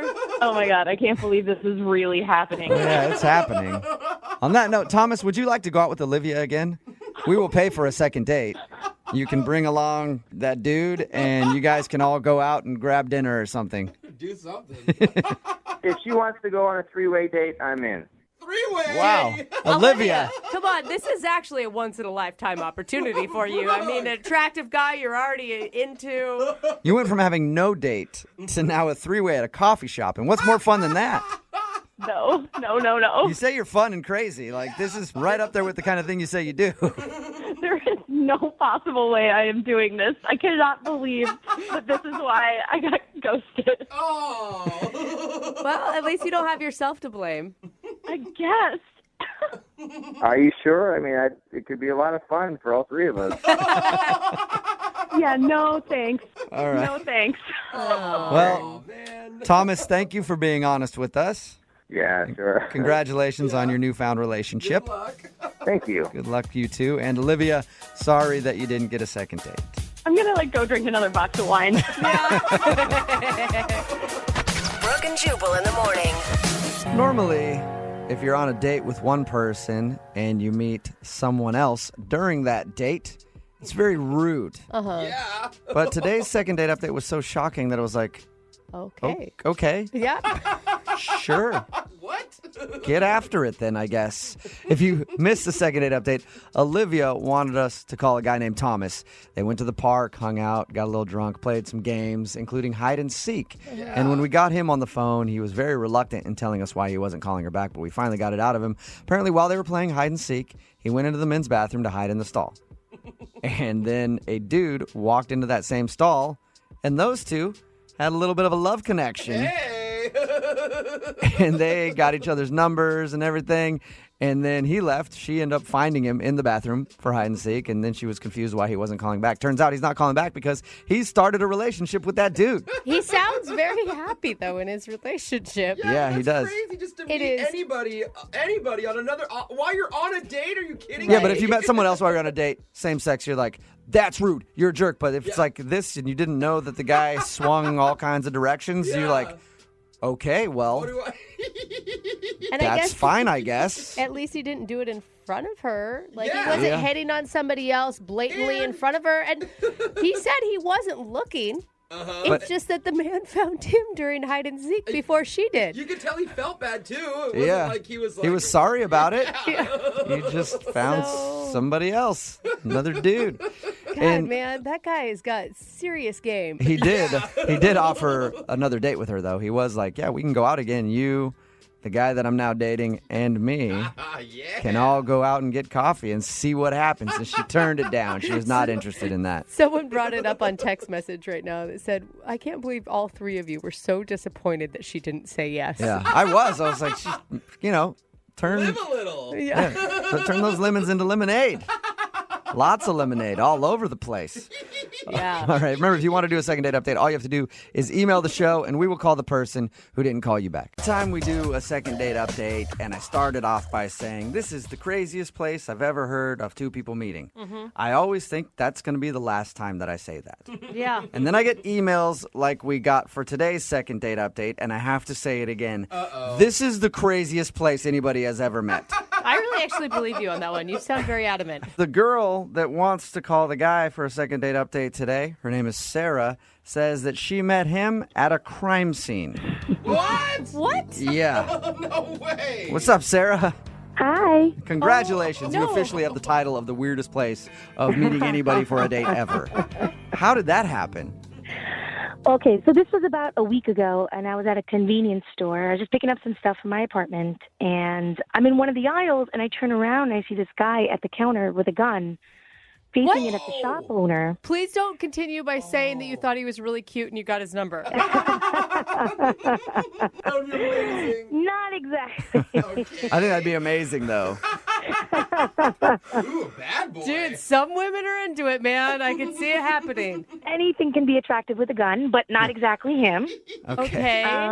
That's frightening. It was, because I've never been in a situation like that, so it kind of rattled my nerves, and I started to shake a little bit. And I feel like even people who have been in a situation like that, it would still rattle their nerves to be in the middle of a convenience store robbery. Don't worry, guys. I've done this 4 times. It's not a big deal. Not again. so I started to shake a little bit, and I didn't know what was going on, and it seemed forever, but the guy with the gun got spooked and ran out. So no harm, no foul. It was just the fact of seeing that happen scared me. Okay, Yeah. I No mean, harm, no foul. I'm still going with farm and foul on that one. I don't know about you. Except for the nightmares that I have to suffer from almost. Except for the post-traumatic stress, I'm Right, fine. yeah, okay. So the place didn't get robbed, but a No, guy tried to rob it, and that's how you met the dude that you want to call. What's his name, by the way? His name is Rusty. Okay, and how did you guys actually meet? How that happened was, of course, the shop owner called the police, Yeah. and Rusty happened to be in the store and witnessed it as well. The police came, they started to take our statements, and we started, telling them what we had seen happen. And once the police was gone, I was still shaking a little bit. And so Rusty looked at me, and for me, it's so sexy when a guy can make you laugh, even in a very difficult situation. He told you a joke? He told me a joke, and that was what broke the ice. And it was such, for the life of me, I can't remember it. It must be the dumbest joke in the world, but I started giggling like a little child. All right. So Okay. he was able to be funny in a very stressful time. Exactly. And, it's nothing like a little laughter through tears. So I was like, okay, this is kind of cool. And he had these really nice blue eyes, and I thought, wow, this guy's kind of cute. And I think he started feeling the vibe from me, and I started feeling a vibe from him. And he's like, you know what? There's a bar down the street. Want to go catch a drink? I was like, how about 5? Oh my Because I God. could use them right now. They say that, like, if you have a near-death experience with somebody, you're, like, instantly bonded with them, and it's actually, like, a great way to meet people. That's why they Really? encourage you to do, like, crazy stuff on dates, like skydive and I stuff. didn't know that. Wow, well, I guess that's what worked for me because instantly there was sparks that flew. All right. And so how was having drinks? Did you guys just go down the street and have beers? Well, I had a little bit more than just a beer, but we did. We went to the bar, hung out, and next thing we know, we're back in his place. Shut up. This guy's all in a right. convenience store that gets robbed, and now he has a girl back at his place? He has the best story ever. Yeah. It was crazy how it happened. Yeah. I've never done anything like that before, so let's just say one thing led to another, and there you go. Okay. So did you stay? Wait, did you stay the night? Did you wake up in the morning? What was it like? Yeah, I kind of stayed the night. Yeah. Get it, girl. And how was the interaction with this dude the next day? He asked me if I'd like to have a cup of coffee, and I said no, I have to get to work. I just gave him my number. I said, give me a call. I winked at him and gave him a kiss on the cheek, and I left. Whoa, the wink. Aren't you, little sly fox? He's like, I just witnessed a robbery yesterday, but that wink was the weirdest thing that happened. I wish you wouldn't have winked at me. So, has he tried to contact you at all since that night? No, and I don't know why. I haven't heard from him. I, kind of wanted to play hard to get, so I haven't texted him or called him. But no, I haven't heard from him. Did you expect more? Because it sounds almost like just this crazy story and a one-night adventure, I guess, for lack of a better word. I kind of expected more. I mean, we really hit it off. And, we had a good night. Why not? Well, we'll play a song, come back, see if we can get him on the phone and get your second date update, all right? Okay, thanks. Yep, hang on. Moving 92.5. Brooke and Jubal in the mornings. Second date update. We're running a little short on time, so I don't have a bunch of time to recap exactly what happened. Okay. Sarah is on the phone. Mm-hmm. She wants to call a guy named Rusty. This is what happened when they met. She was at a convenience store just doing some shopping, and then in comes a robber trying to stick up the place. Oops, he drops his gun, picks it back up, he's fiddling with it, tosses it from one hand to the other, and then realizes he can't get the money, so he runs out of the convenience store, and then the police show up. By the way, everything is in really fast motion at this point. The police show up, they're searching around for clues, they can't find any clues, and so they grab Sarah, and they bring Sarah outside to make a statement, and then they talk to another guy named Rusty, who was at the same convenience store to make a statement, and they're standing there waiting for the police to do their thing. They're talking back and forth, laughing and giggling and everything else, and then they go down the bar and hang out and have some drinks, and then end up back at his place, and they hook up, and then she never hears from him again. The only shocking part is no one slipped on a banana peel. Yeah. Oh, no, that happened somewhere in there, I'm sure. Okay. Yeah, I think I just missed it. That's so fast. Pretty accurate, Sarah? Yep, pretty accurate. So, with the music and everything. yeah, Totally. that's how I picture that robbery being for some reason. Sarah is on the phone. She met the dude that she wants to call today at a robbery. That whole story is true. They ended up hooking up, and she hasn't heard from him since that day. So we're going to try to get him on the phone right now and find out what went wrong. How are you going to feel if he just thought of your guys' night as a one-night stand? I have to be honest, I'll be a little hurt because I thought there was more there. Yeah. You know what you should Don't they do? always? If that's the case, you go right over to his house, you bust in the door with a big rubber mallet, and you hit him over the head with that thing repeatedly. We'll get him somehow. All right, I'm going to dial his phone number right now. Here we go.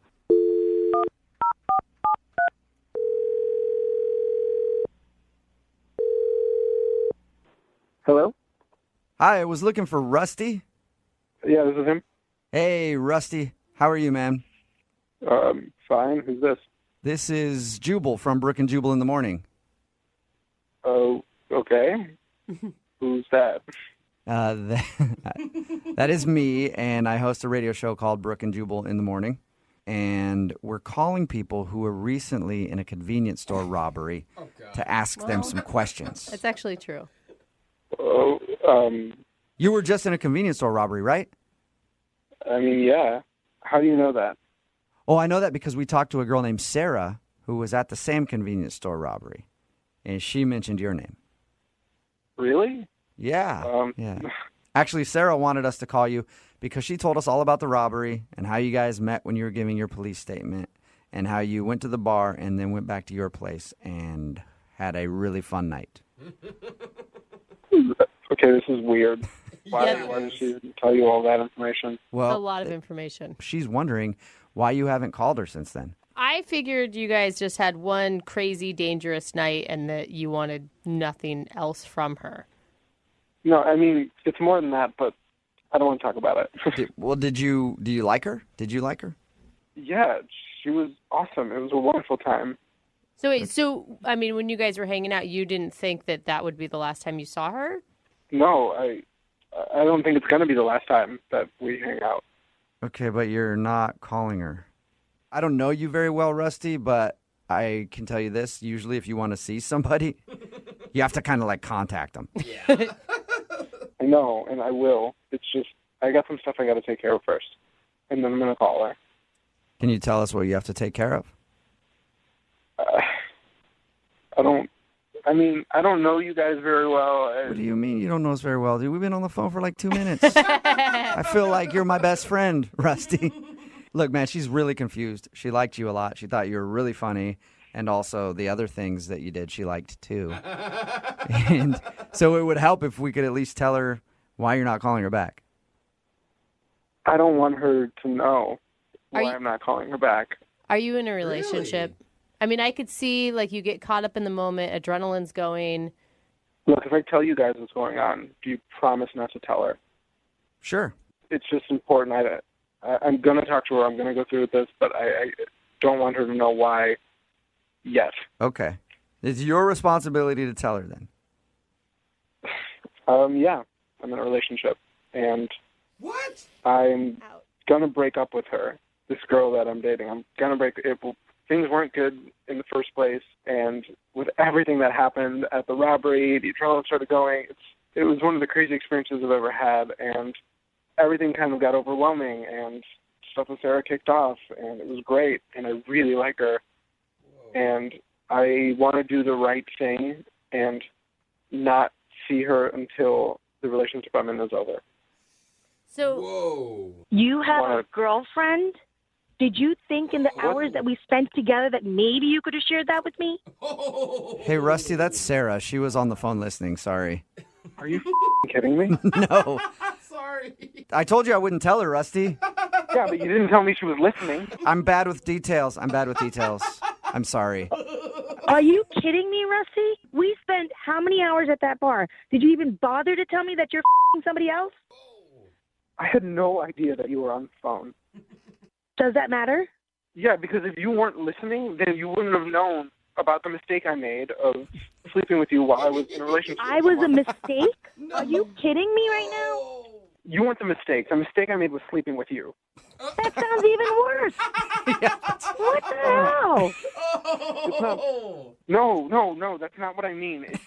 Really, Rusty? What do you mean?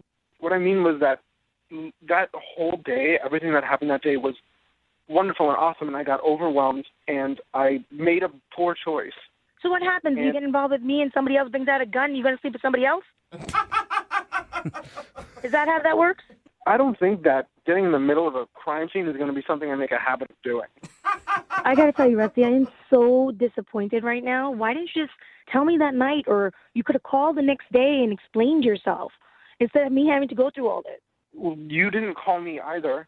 And I was going to take care of the situation myself and then get back to you the appropriate way and then tell you everything that happened. When I left that morning, I gave you my number. I said, give me a call. How much more explicit could I have been? Well, I wanted to take care of the situation I dug myself into, and I wanted to do it the right way. Right. So the situation's taken care of now. Yeah, is it? Are you still with your girlfriend, Rusty, or? I haven't told her yet, but I plan to do it in 2 days.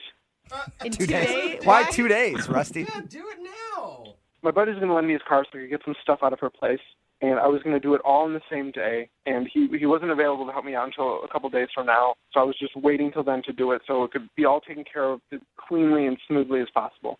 So let me get this straight. You want me to wait like 2 days and 3 hours and 45 seconds till you break up with your girlfriend, and then you're going to start a new relationship with me. That sounds so promising. I mean, yeah. Really? I think she was being sarcastic, Rusty. Are you being serious right now, Rusty? Yes, I'm being serious. That was my plan.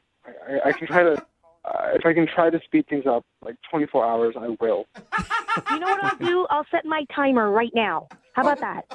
Sarah, I can't believe I'm saying this, but I'm kind of like rooting for Rusty a little bit. We've all been okay. Granted, the sleeping together thing, not cool at all. Cheating, not cool. I get that. But he sounds truly remorseful, and he's not trying to play you, and he's actually trying to now fix it and go back to being honest, I guess. Yeah, you should listen to her. I mean, I'm trying to be honest right now and do the right thing in the situation because I made a mistake. And I'm trying to fix it. And he just needs 2 days or maybe 24 hours if you need the process sped up. Sarah, I mean, we already know Rusty's answer. Sarah, do you want to go out with Rusty again? You called in for the second date update, but we will pay for another date for you guys in maybe a day or two. I guess I need to wait the 24 hours first. I think so, yeah. It's like a waiting period, layaway almost. All joking aside, are you serious? Will you go out with him again if he breaks up with his girlfriend? You know, I'll give him 24 hours to get his taken care of. But if not, I'm out. I'm sorry, I can't. Okay, Rusty. Reasonable. You're on the clock, Rusty. You got 24 hours. Okay, I'm going to call my friend right now and make sure I can get his truck. All right. Well, good luck. Sarah, sort of a congratulations. We don't know yet. It's a congratulations. You got a second date based on the fact that he can break up with his girlfriend in the next 24 hours. Rusty, get to work. I'll do my best. I know I'm on the clock. Okay. Well, Rusty, if your buddy falls through, you know that there's companies like U-Haul and stuff, right? You don't have to wait for him. Yeah, but that costs money, and this guy is free and reliable. Oh, my God. Sounds super reliable. Brooke and Jubal in the morning. A lot of really nice listeners. A lot of people are texting in at 78592 saying Rusty, the guy from the second date update, can use their truck if he needs it. If you missed it, Sarah wanted to call a dude named Rusty to find out why he wasn't calling her back. They actually met at a robbery. They were in a convenience store that was robbed. And after everything went down, they're giving their statements to the police, and they started talking. They're like, let's go grab a drink or something. That was crazy. Then they hung out, got drunk, ended up hooking up that night. Probably because it's like, hey, life is short. You never know. And he wasn't calling her back. And why wasn't he calling her back? Because he has a girlfriend. And he felt really bad about it. And he wanted to call her back, but he wanted to break up with his girlfriend first. And so he's in the process. And he said that the reason he wanted to wait a little while, he's been working on it, but he doesn't have a truck to get his stuff. So he's been waiting to borrow his buddy's truck. And he said, like, in 2 days, he'll be single and able to go out with her. It's kind of a lame excuse for not just pulling the trigger. I think he's scared. She decided to not give it a chance, even if he goes and gets his stuff. But text in at 78592. Rusty still needs a truck. So we'll cook you guys up. Maybe you can help him move a little bit, all right? Remember, if you want to do a second date update, all you have to do is call the show or email the show, and we will call the person who didn't call you back. Move at 92.5. The guy on the phone for a second date update today feels like he was the victim of a pity date. Oh no. You know what that is? Where somebody goes out with you just because they know that you like them a lot, so they throw you a bone and then never call you again. That's what he's worried about. His name is Dave. Dave, I've been out on a lot of pity dates in my day. A lot of them. Yeah, it's usually me taking pity on the girl. Yeah, right. You know, sure, fine, all right, if you keep asking, I guess I'll go out with you. So I've never been in your shoes, Dave. But first of all, tell us a little bit about the girl that you went out with. What's her name? All right, hey guys. So her name is Emma, and we worked together for 3 years. And I always liked her. You know, she's got freckles and red hair. She's just so cute, and so the whole time we got along great. Yeah, did you guys flirt at work? I thought we did. You feel like she likes you? Well, she's no longer here, so I mean. Oh, she doesn't work with you So anymore? after your date, she quit. Well, she had put. Yeah, I guess. I mean, she put in. What do you? Okay, I'm very confused now, Dave. All right, your email said that she was a coworker. You guys worked together. Yeah, but I mean, she found another job. She said she was leaving for another better job. Okay. And this is before your date or after your date? She found a job before our date, but she left like right after our date. Okay. All right. That was just the confusing part. So, did you feel like you guys were flirty at work when she was there? I did, yes. You did. Why Okay. did it take you 3 years to work up enough courage to ask her out? Well, I don't know, because she's not, she's not the like one night stand kind of girl. She's somebody that I really liked and thought it could go. I don't know, progress to more. Let me ask you a question, Dave. So nervous. Yeah. You got a lot of one-night stand girls in your life? Because I can't picture you really hooking up a lot of one-night stands, man. I'm not trying to be mean. Nah, that's just not me. Okay. No. All right. That's okay. So what'd you guys do on your date? Well, first of all, how'd you finally get up the courage to ask her out then? Well, it was her last day, and she was in the break room. Okay. So it's now or never. So I approached her and I told her that I know we've been friends for this long, but I've liked you since the moment I saw you, and I'd hate to have you leave without me doing this. So I know I would regret it if I didn't do it. So yeah. I said, will you go out to dinner with me tonight? That is Did you say it exactly cute. like that? Will you go out to dinner with me tonight? Or was it a little smoother than that, Dave? I guess it was a little like that. But that's okay. I mean, if you gave her all that other information about how you've wanted to ask her out since day one, what was her reaction? I mean, did she seem taken aback, or was she kind of like, oh? I guess a little of both. That's why I don't know if it was pity or if it was like she was swept off her feet sort of thing. Well, she probably thought it was endearing. And yeah. if you're nervous, it shows you're being genuine. So you can't tell if she was really interested or she was just like, oh, that's sweet. I'll go out with him. Yeah, 'cause now, I mean, the reason I thought now that it was a pity date is because, we had a great time. Had a drink or two. But then after, she went to hang out with her friends. She was meeting up with some friends. And then, like, every time I try to talk to her, she says she's too busy at work. Okay. So at the end of the date, she didn't invite you along to go meet her friends. She just left. Yeah. Did you get a kiss or anything like that? On the cheek. You got a kiss on the cheek. She said she went to meet her friends. kiss. She's texted you back, though. That's nice, because normally people just ignore someone if they don't want to see him again. Oh, yeah. Okay. And you said that what did she said to you? Well, she said she's too busy right now. Okay. That's a pretty standard blow-off statement right there. So, Dave, you've been blown off, basically. What exactly are you hoping to get out of the second date update?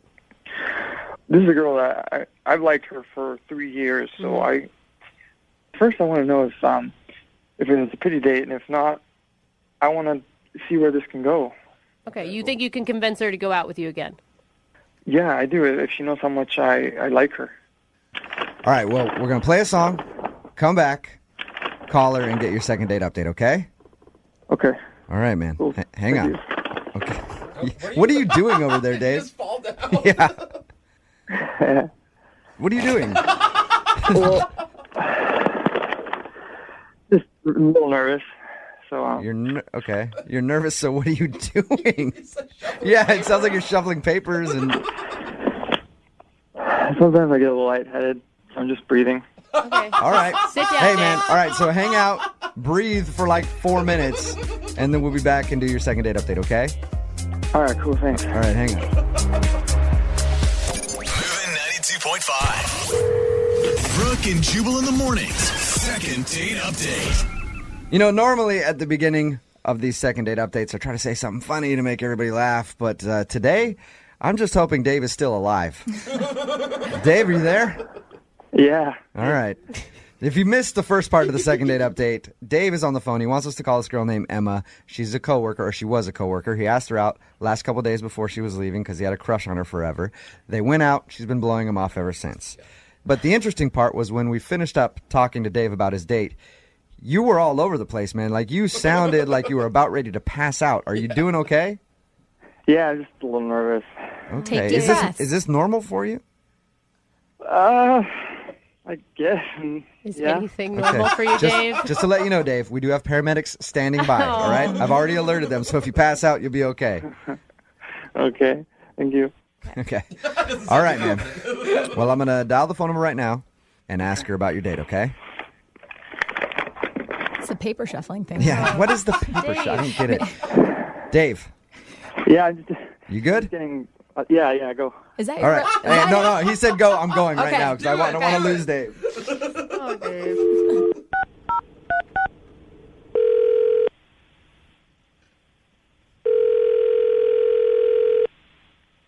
Hello? Hi, I was looking for Emma. This is Emma. Emma, how are you? This is Jubal from Brooke and Jubal in the morning. Okay. Okay. You ever listen to our radio show? No, I'm not really in the car at that time, so. Okay. Well, you recently went out on a date with one of our listeners, and he liked you a lot. So he wanted me to call you, see if I could get you on the phone, and ask why you've been blowing him off since you guys went out. Okay, who told you that? His name is Dave. Oh.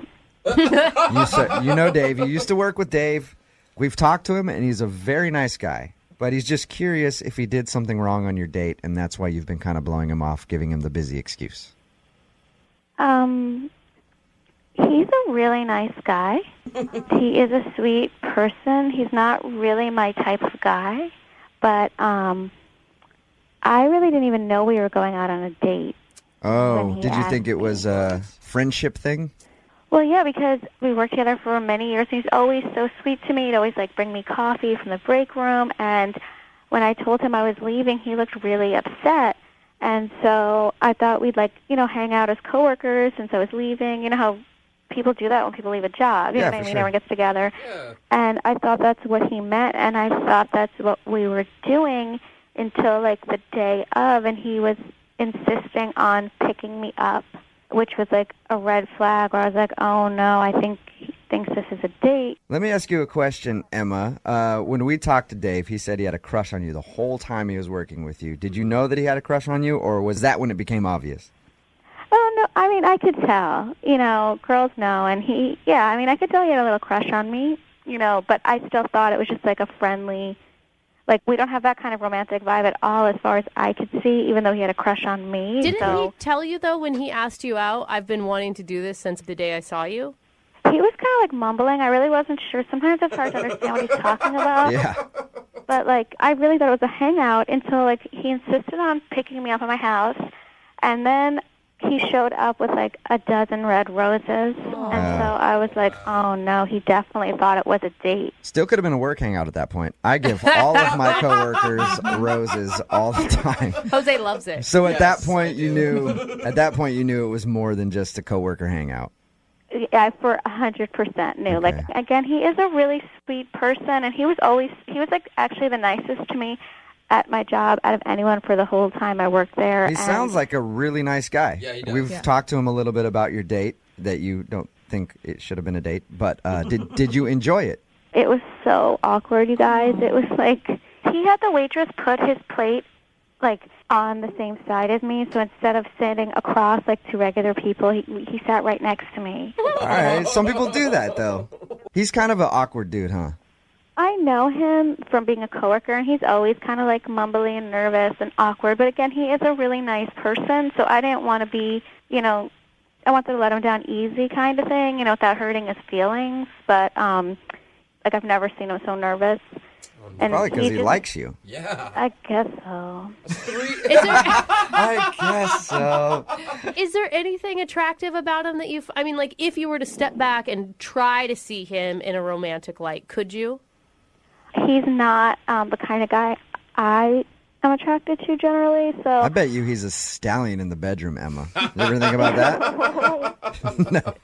No, I don't think so. Well, would you be willing to at least tell him the reason why you've been kind of blowing him off instead of just saying that you're busy? Just let him know, hey, you're not really my type. I think that would be really awkward. I do too, Emma, and that's why I want to make it happen, because Dave is actually on the phone listening right now. No, are you serious? Yep. I know I am a little nervous at first, but I could become the man you want me to be. Yeah, I don't think so, Dave. There's a lot of girls out there, and I think you should keep trying, to maybe find someone that's a better fit for you. Dave, are you okay, man? Yeah. Do you feel like she's making the wrong decision here? Well, Yeah, I wouldn't do this if I didn't really like her. And Emma, go out on one more date with me. I promise you, I won't be awkward like you said. Dave, I did have a nice time on our date, and I think we really do get along. It's just that you're so nervous, and you just seem to have so many anxieties that I'm not sure. Yeah, I know. I'm nervous, but this is just because I care about something so much that, this comes up. But, we always got along great, didn't we? I mean, we did get along really well. And you are a good-looking guy. Really? You think I'm really good looking? Well, yeah. I mean, you are. You're just, a little nervous, but you are good looking. You have a really, handsome face. See, Dave, you hear that? You're sexy. Yeah. Well, this is awesome. That's the way I feel when a girl calls me good looking too, man.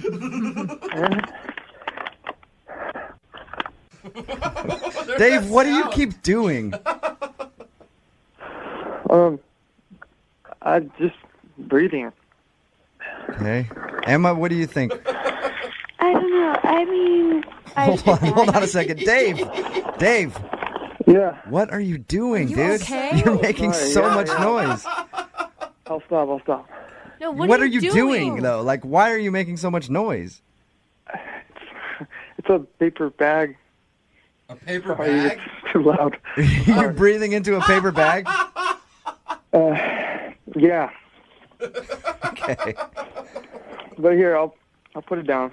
Yeah, put the paper bag down for a second if you can, all right? Dave. Emma, would you like to go out on a second date with Dave? I will pay for it. Give him one more shot. He sounds like a great guy. He'll leave the paper bag at home so he won't be making so much noise.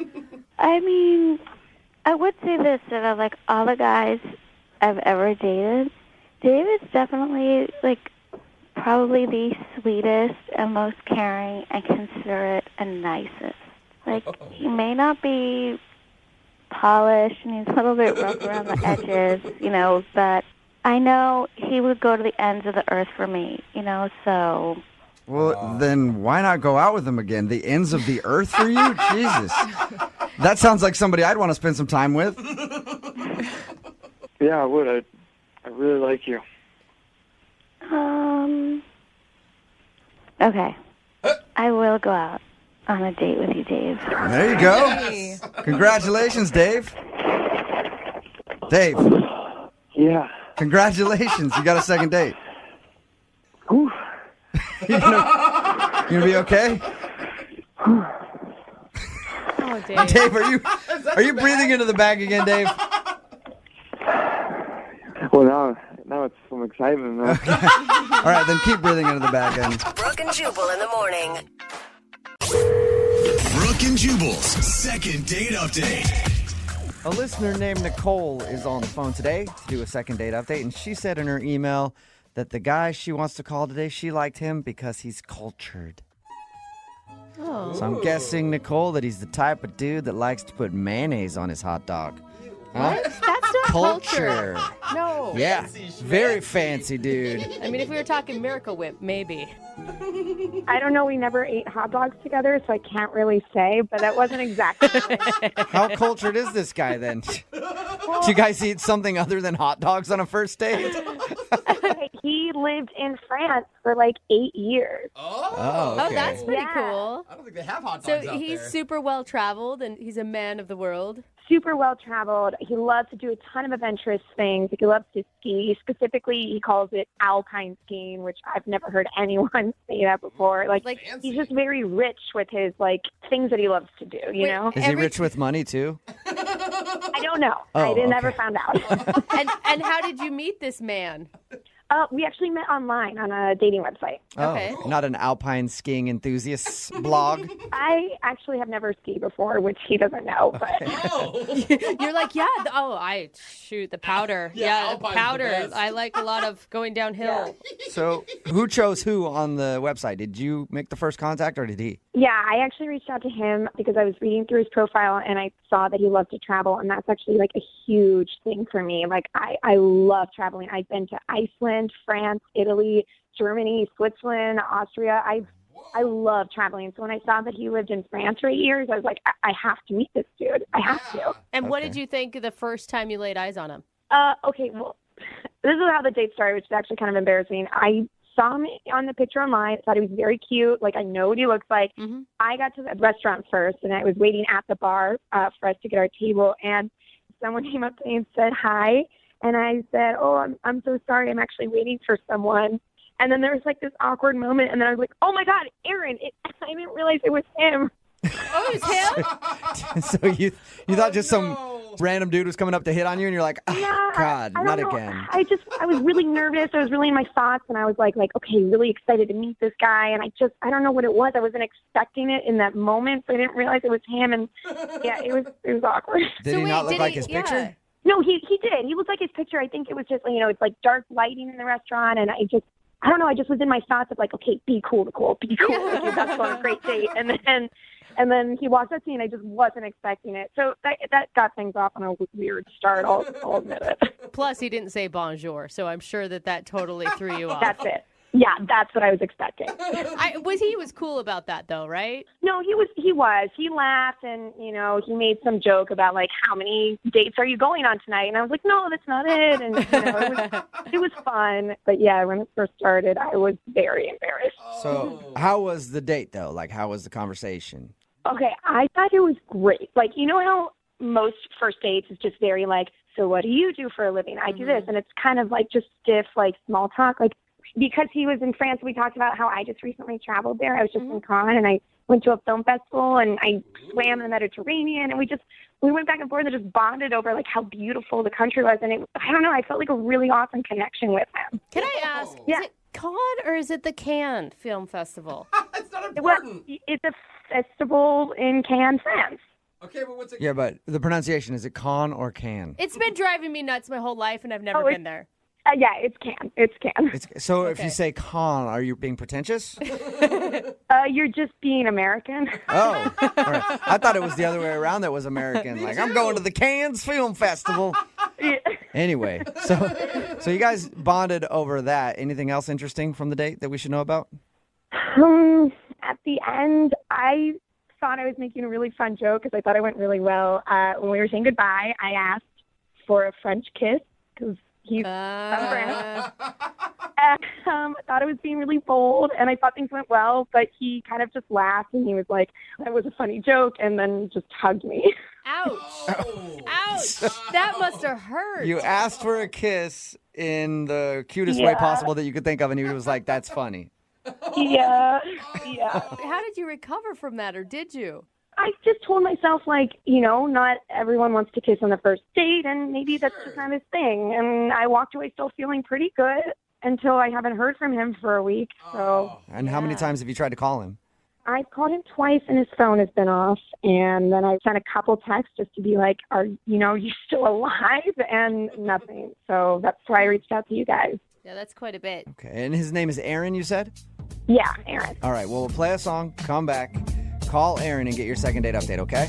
Okay, thank you guys. Yeah, hang on. Moving 92.5. Brooke and Jubal in the mornings. Second date update. If you're just joining us for today's second date update, Nicole is on the phone, and she wants to call a guy named Aaron. The two of them bonded over their love of France. They went out to dinner and talked about how they both have traveled there and experienced the Champs-Élysées, Versailles, Versailles, and then gorgeous. walked around the Louvre Museum and checked that out for a bit. Just two cultured individuals talking about what they saw over there in Francois. Oh, no. Nicole? You're so American. Nicole? Nicole? Yes, yes. Oh, Did- I'm here. did it- I was really enjoying the music. Did it feel like you were out to dinner with Aaron all over again, the way that I was speaking? Yeah, that definitely did. I, too, am a very cultured individual.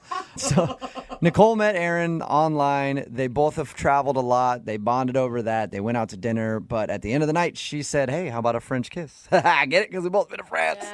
And he said, that's a funny joke, and gave her a hug. So no kiss, and now no phone call for over a week. So we're going to get him on the phone and see if we can find out why. I'm going to dial this phone number right now and see if he picks up, okay? Okay. All right, here we go.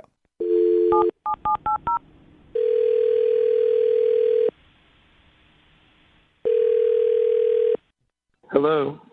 Hi, I was looking for Aaron. This is Aaron. Aaron, how are you? This is Jubal from Brooke and Jubal in the morning. I'm okay. From where? Brooke and Jubal in the morning. It's a radio show. Oh, I only listen to NPR. Sorry. That's okay. Yeah. We're kind of the It's same. okay. No, we're not if you, at all. If you add NPR plus Justin Bieber plus fart jokes. Oh, yeah. Sorry, I'm not familiar. How can I help you? Well, I'm calling you today because a listener to our show actually emailed us to see if we could get you on the phone. A listener. Okay. Yes.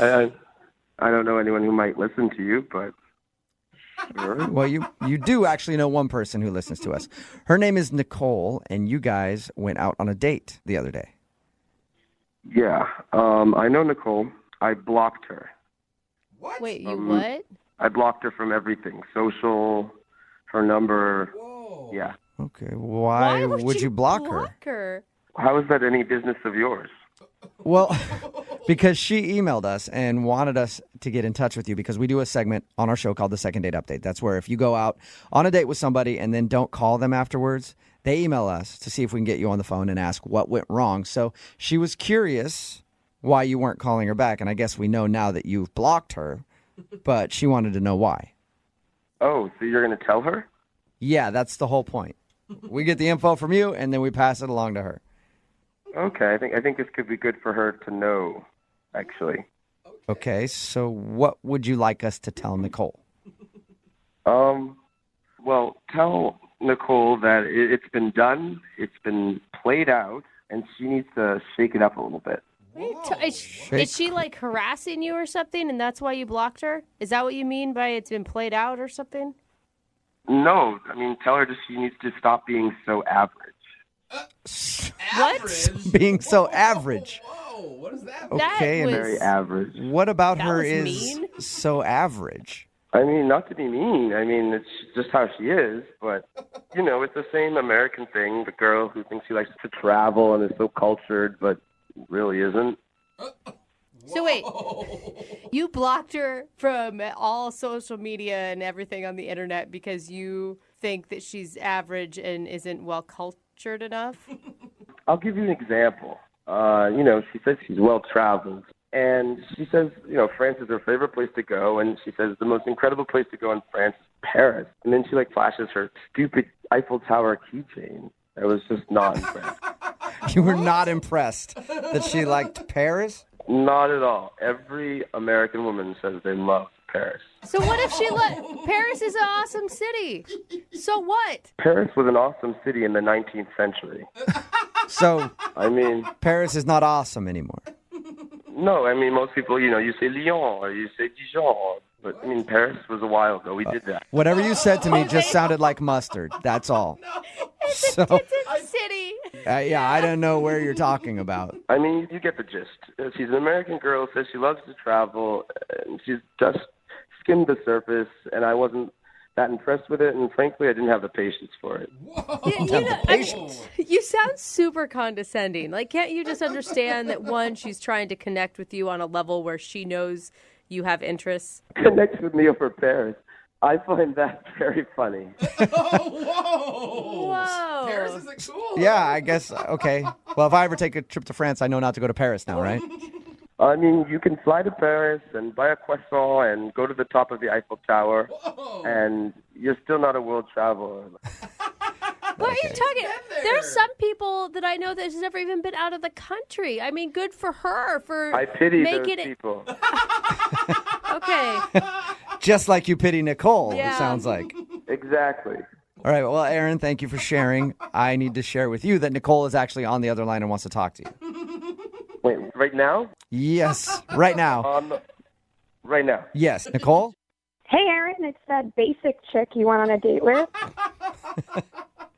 I'm so embarrassed right now. I swear to God, he was not this pretentious on our date, okay? Like, he was a cultured person. He was not this condescending. This is not who I thought you were, Aaron. How would you remotely know that I'm cultured if you're not close to that?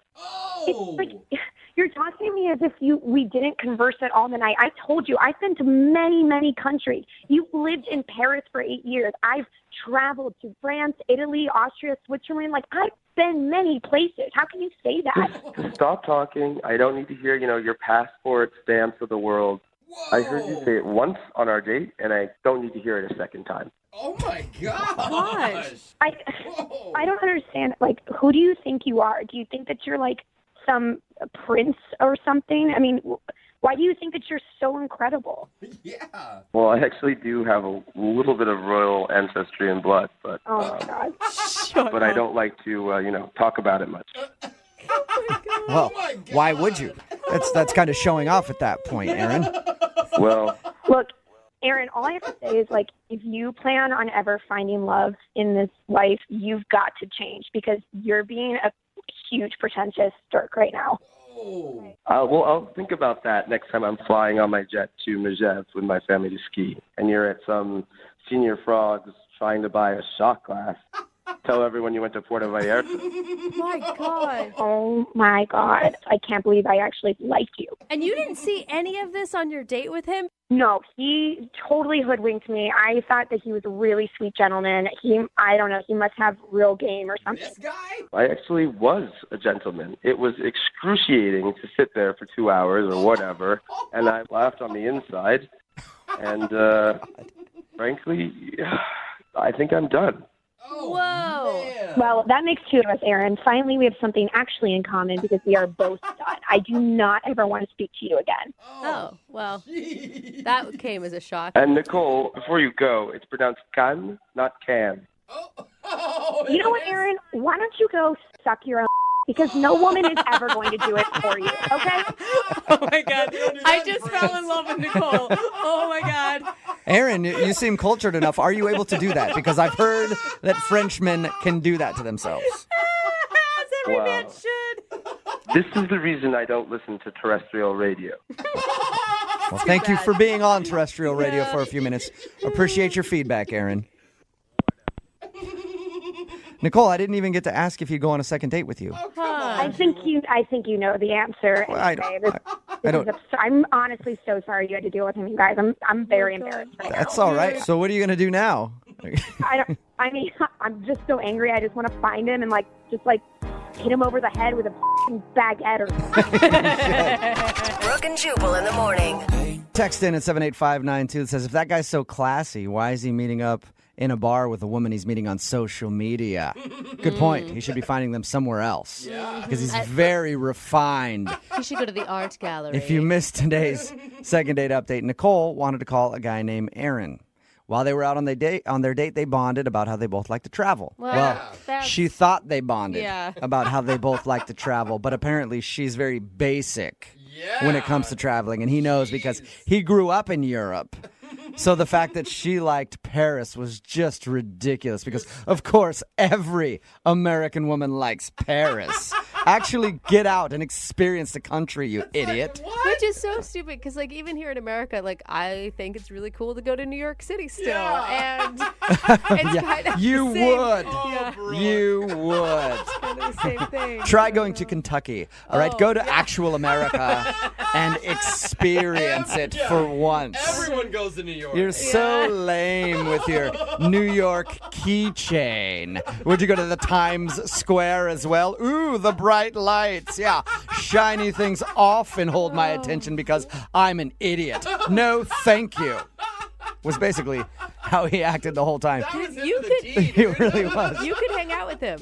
Maybe I should. Yeah. Maybe you two are actually BFFs and you didn't know it. He actually got offended because she had an Eiffel Tower keychain. Yeah, Which is so weird. Oh, man. yeah. Buy a trinket. Buy a trinket from the Eiffel Tower. Oh, God. Try to challenge yourself for once. Anyway, they agreed not to go out because he's kind of a D-bag. Yeah. And then she said something at the end that I can't repeat on the radio. Oh, I love her. But she told him that he should service himself in a certain way. And I feel like he probably is thinking about that now. Like, I bet you I could. I don't need a woman. I should probably learn to do that anyway. Isn't every because I man- know almost everything else. Isn't every man thinking that right now? Yeah. They're like, oh, wait a minute. Wait, hold on a second. Give me a good idea.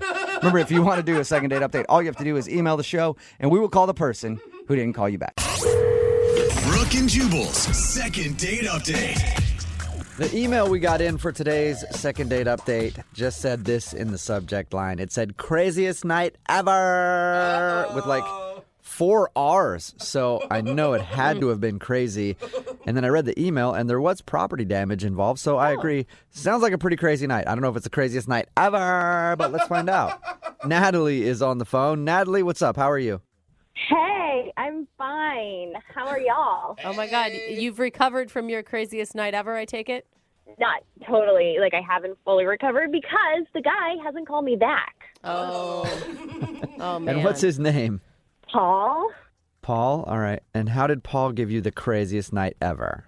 So, my birthday, do it in style. We were just going around town having drinks and then go to our last place. And Paul is the bartender there. He is giving us free shots. Like, basically, he's partying with us, like, the rest of the night. And it's super fun. And he's, like, so cute. And, like, he's, like, the dreamiest bartender. Oh, my gosh. Okay, already you need to stop, okay? Paul is the dreamiest bartender to probably hordes of women. You realize that, right? Yeah, but that night, he was all mine. Okay. So, how many free shots did you get? I do not. I don't remember. Oh, That's a really good night. All right. So you clearly have a good memory of Paul the bartender. Yeah, he had like these sleeves, like the arm sleeve tattoos. Oh, so yummy. Oh my God, he has so many red flags for me right now. Like if you and I were best friends, I'd be like, leave it. Just let's move on. Really? Like it was a good night, leave it as a good night. Well, I'm glad we're not best friends then, Brooke, because we had a great time. Okay. Okay. Well, tell us about the rest of the night then. How did you, I'm assuming you finally talked to him and got his phone number and all that. Well, yeah, we just stayed and hung out. The bar closed, and I asked him if he wanted to go home with me, and he was like, yeah. So we kicked it to my place. Problem was I could not find my keys. Didn't realize till later that I left them with my friend Tanner. But yeah, no keys to get into my apartment. And I was, tipsy and ready, to move on with the night. So I told Paul to kick in my door, and whoa, he did, and he saved it. He kicked in the door. He's a strong man. He really wanted to make that night happen too. Yeah, that is desperate times call for desperate measures. Yeah, this session's happening. What happened after he kicked in the door? Yeah, so then, we're, just making out, on the couch. It was nothing I'm ashamed of. We were just, having fun and, getting to know each other and kissing, and then I was tired, so I just passed out. Oh, no! Too many shots! So wait, how in the middle of making out were you when you passed out? I don't know. I just remember making out, and then I remember waking up. Okay. And did you wake up and look and see your door was kicked in and wonder what happened, or did you remember some of that? No, because I woke up to police waking me up. What? Yeah, no kidding. I am surrounded by police, and I'm the only one there. I have no idea where Paul is. It's super scary. And then they put me in handcuffs. What? Why are we all shocked with this? A door got kicked in an apartment building. They walk in and there's a girl passed out on the couch. But why is she arrested? In your mind, Natalie, you're probably like, yeah, this party just got better. Hello, officers. No, I needed some beauty rest. I was really shocked. Oh, my God. I would have been scared out of my mind. What happened when they put you in handcuffs? Well, I did not understand why. Because, why would I be in handcuffs in my own place? Turns out that it was not my place. It was my neighbor's place. We have these identical buildings, and I totally screwed up. You were hammered. Oh, no. I knew how to get home. I just, miscalculated by a few doors. So you kicked in the door to your neighbor's place and made out on their couch and fell asleep. Yeah. Epic night. You were so Yeah. drunk that you made out in someone else's apartment and didn't realize it was your own place? Yeah, best night ever. Isn't that crazy? Yeah. All right. You know what? I was a little skeptical when I saw your email saying it was the best night, craziest night ever, but now I kind of agree with you. That is definitely a crazy night. Yeah, it was totally crazy. But here's my problem. Paul wasn't there when I woke up, and I haven't been able to get in touch with him at all. I've texted, I've called. I have no idea, where he is, if he's okay. I don't know. I need help. Again, shouldn't you just leave this to craziest night ever and not pursue Paul anymore? No, because Paul, I feel like we had so much fun, that's just not normal fun. He's super dreamy. Yeah. Any guy that will do a little breaking and entering on your behalf is definitely someone who you want to keep around for sure. I'm not even sure if Paul knows what happened. It was so crazy waking up to police, and he doesn't even know that. He would die over that story. I will say, if I was Paul, I'd want to know that story. Yeah. Yeah, me too. Yeah. All right, well, we'll play a song, come back, and then call him and get your second date update, all right? All right. Okay, hang on. Moving 92.5. Brooke and Jubal in the mornings. Second date update. You know, some ladies like a little TLC when it comes to relationships. But Natalie's on the phone, and Natalie's the type of woman that prefers a little B&E. That's breaking and entering. Natalie can't get enough because that's how she spent her first date with the guy she wants to call today. His name is Paul, and she met Paul while she was out partying for her birthday. He's a bartender, and they went back to her place after the clubs closed down. Only problem is, it wasn't her place, and she was so drunk she didn't know that. It was right next door, I guess. Looks similar. But she had him kick in the door, and then they made out on the couch, and she passed out. When she woke up, she was in handcuffs for breaking into her neighbor's house, and now she can't get him on the phone to find out why he won't call her back. All right, Natalie, you ready? Yeah, I want to know. You're both so cheerful after a recap like that. All right, cool. So I'm excited. you got arrested for breaking down your neighbor's door because you thought it was your house. No big deal. I'm super excited about it. Best night ever. Exactly. Do you think that, outside of the whole cop situation and the door breaking down, do you think that you did something embarrassing while you were drunk? I really don't think so. I'm pretty fun drunk. Yeah. And I still claim that I was tipsy, it was fun. Okay. I was tipsy. You still claim that you were tipsy, I was- although you went to the wrong house, had him break down the door because you couldn't get in, and then didn't even remember when he left or going to bed or anything. Okay, fine. I was extra tipsy. I was E.T. Oh, you were hammered, All right. but whatever. Okay, I'm going to dial his phone number right now and see if we can get him on the phone. Here we go. Yay.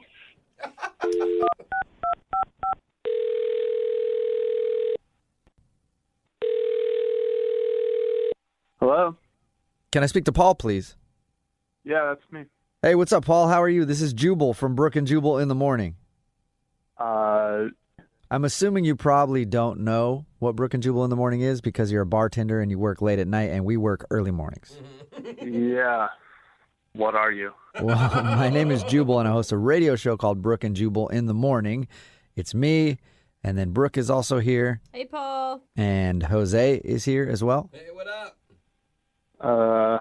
Okay. Yes. So, why are you calling me? Well, because we actually got an email about you from one of our listeners. Who would that be? Well, it's a girl that you met while you were working at the bar. I guess you're a bartender? Yeah, that narrows it down. Yeah. Yeah, I meet a lot of women on the bar. We heard Yeah, you were I figured. a dreamy bartender. Well, I won't deny that. Okay. Well, yeah, I figured you'd meet a lot of women, but this one I think you would remember because you kicked down a door for her. Okay. That was Natalie. Yes, it was. All right. It was Natalie, and she emailed us and told us about your crazy night. She also said that you haven't texted her or called her back since then, and she's wondering why. Oh boy, yeah, that was one of the weirdest experiences I've ever had. Okay, wait, I have to know. How long did you stay that night? Hold on, how much do you guys know? Well, we know that she was pretty hammered, and then you guys went back to her place, and she didn't have her keys, so she had you kick the door in, and then you made out on the couch before she fell asleep. That's all she told us. Yep. Okay. Well, yeah, it was going great. The date was fine, and she was pretty drunk, but, I mean, we made out, and that was it, and she passed out on the couch, so I put a blanket over her, and I left the apartment, and then in the morning, which was like 2-3 hours later, I checked back in on her with some coffee and a bagel because I knew she'd be pretty hungover. That's really nice of you. Well, thank you. I guess I am a dreamboat. I'm like, maybe that may be the most shocking part of this whole thing to me. Yeah. So what'd you find? I'm outside the place with the coffee, and there's a ton of cops, and I'm asking this girl next to me, like, what happened? And she says that apparently someone broke into one of the apartments the night before. And you're like, oh, I think I know who that was. Yeah, that was me. So as soon as I heard what happened, I'm knowing, like, okay, they're all looking for me, so I probably shouldn't speak up or say anything about this. Yeah. So I just hung out and drank that coffee outside. And, just to see what would happen next? yeah, well, actually, I was chatting with the girl who told me the story, and she was actually pretty good looking, and we hit it off pretty nicely, and I haven't said anything about that night to anyone until right now. Wait. Oh. You were hitting on the girl? Well, she was kind of hitting on me a little more, but yeah, we chatted outside for a bit, and we're still hanging out. We're still seeing each other. And she doesn't know the story? That's awesome. Yeah, does she have any idea? And so you've never told her that you were the one that kicked in that door? No, I was just a passerby on the street. Just checking it out. Yeah. Coffee and bagel in hand. And now you're dating someone that lives in the same building as Natalie. Yeah, pretty crazy, right? Oh my God, it got crazier. Yeah. Man, Natalie, I don't think is going to take this well. Well, I wasn't planning on telling her. Yeah, but unfortunately you kind of did because Natalie's actually on the other line listening and wants to talk to you. Come on. She is. Yeah. Oh, I can't believe this. Holy she's really there? Oh my God, I thought you were kidding. Nope. Sorry. I know you wish I was. Well, we're talking to some other girl. Who is it? Because I know just about everybody in my complex. Who is it? And they are not cute. Who is it, Paul? I'm not getting them in trouble too. Look, you don't need to freak out. We're not even dating. You're not my girlfriend. I'm not freaking out. I just wonder you can't even call me back. What's the big deal? Send me a text. You were so drunk I didn't even know you'd remember me. Okay, I was tipsy and we had so much fun. Hold on. No, you fell asleep while we were making out. Yeah, because I felt really comfortable with you. Oh, that's what it was. Oh my God. That was the best line you maybe have said this whole time, Natalie. You felt so comfortable that you fell asleep mid-kiss. What's the big deal? It was my birthday. We spent my birthday together. That was special. Oh. It was so crazy.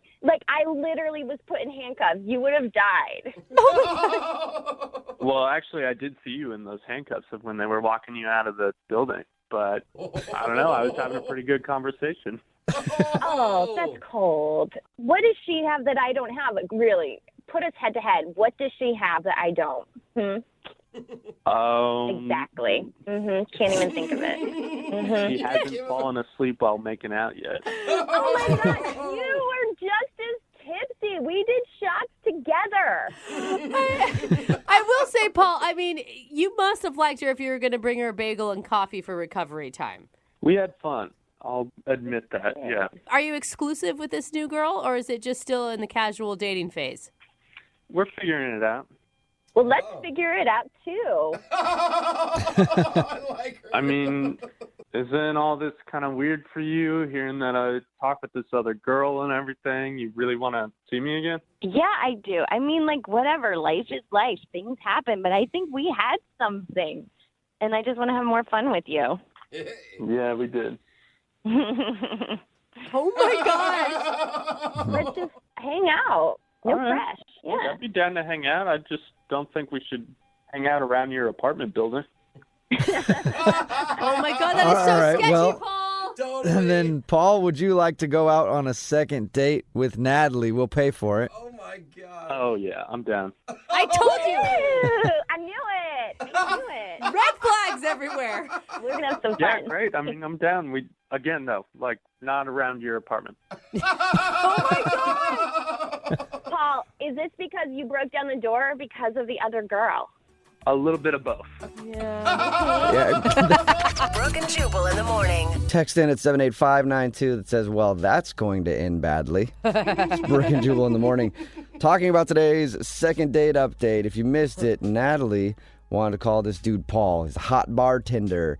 And they met up one night while he was working and then went back to her place and she was hammered and didn't have her keys, so he kicked in the door for her. She ended up falling asleep on the couch. The only problem is she was so drunk, she was at the wrong house.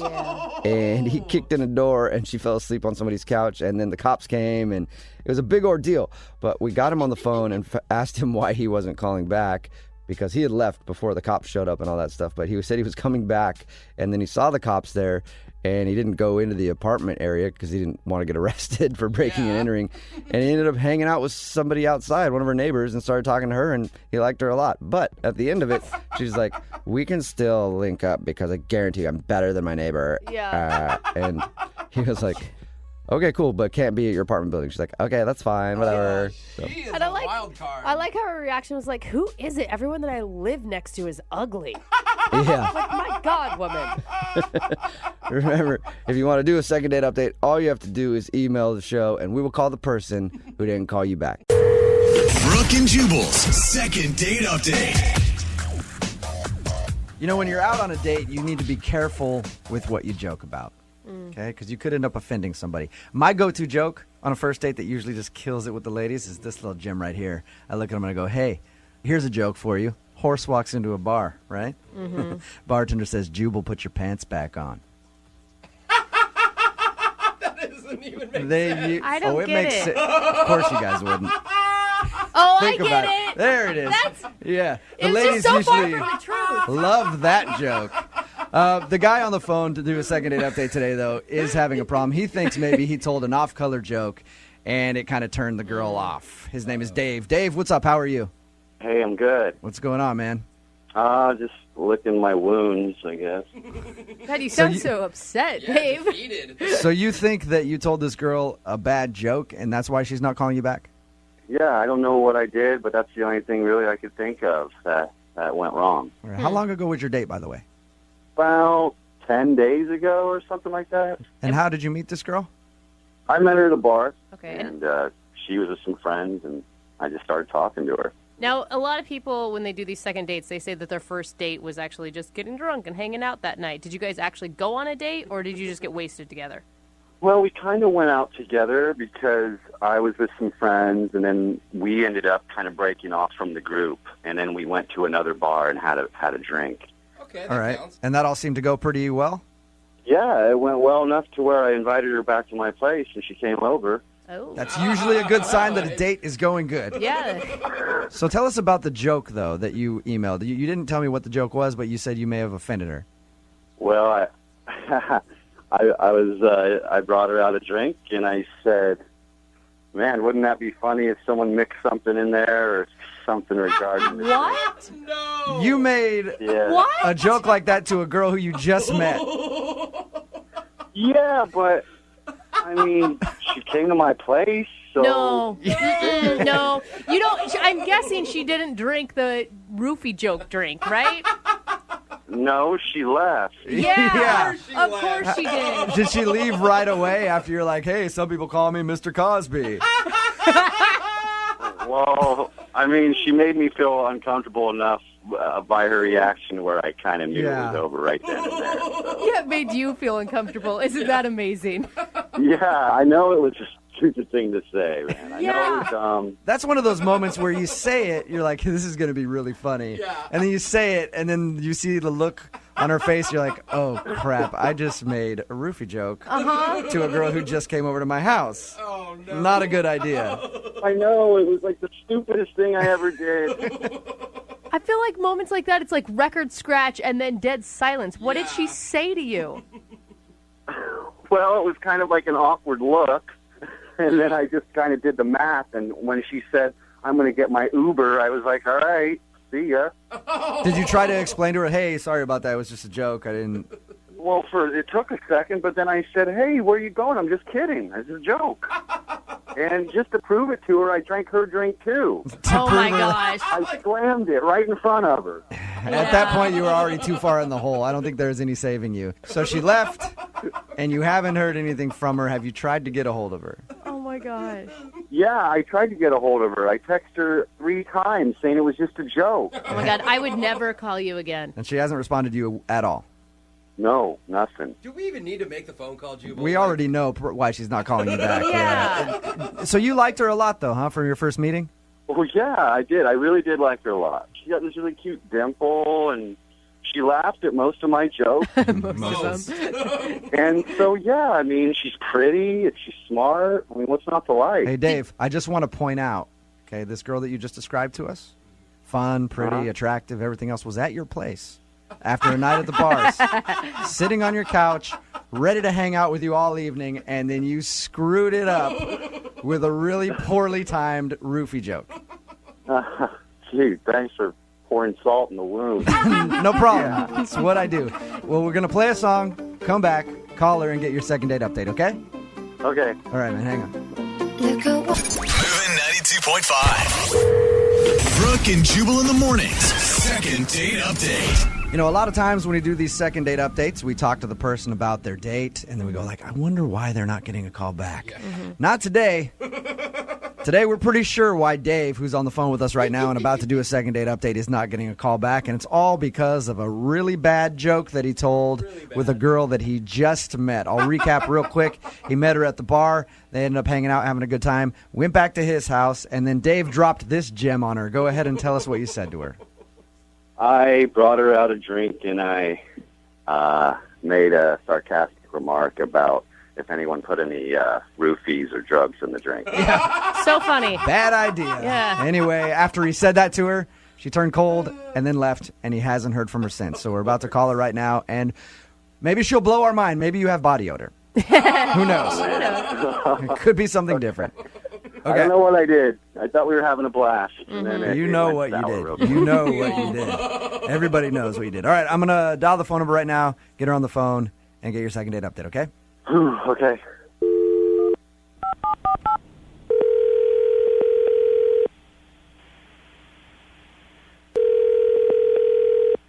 Hello? Hi, is Cammie there? Yeah, this is she. Hey, Cammie, how are you? This is Jubal from Brooke and Jubal in the morning. Hi. What's going on? Nothing much. You're calling me. Just calling to check in to see how you're doing. Hey, Cammie. Are you familiar with the show? Kind of. Have you heard a second date update before? No, not really, but yeah. I guess. No, not really, but yeah? I heard of them. Okay. All right. Well, congratulations, Cammie. You're about to be the star of a second date update. Okay, what does that mean? Well, that means that you recently went out on a date with one of our listeners, and he liked you so much that he emailed us and asked us to call you and find out why you're not calling him back. His name is Dave. Oh, my God. Okay. Do you remember going out with Dave? Yeah, I remember it. Did you not like him? That's an understatement. I don't even have words for it. Okay. He was being so childish. Like, my 5-year-old nephew is more mature than he is. What do you mean by that? I mean, the whole time, like the entire time, food, drinks, everything, he's making like these inappropriate jokes the entire night. So when he brought you a drink and was like, hey, don't worry, didn't put any drugs in there. He told you that? Yeah, he did. He told us that. And that's why he thinks you're not calling him back, because of that joke right there. But it sounds like there's more to it. Oh, no. He has a handful of, jokes. He has a load of jokes. So you didn't feel danger by him when he said that. You were just annoyed. Yeah, I was just annoyed. I felt like I was babysitting a grown man the entire time. Then why did you go back to his house if you weren't having a good time with him?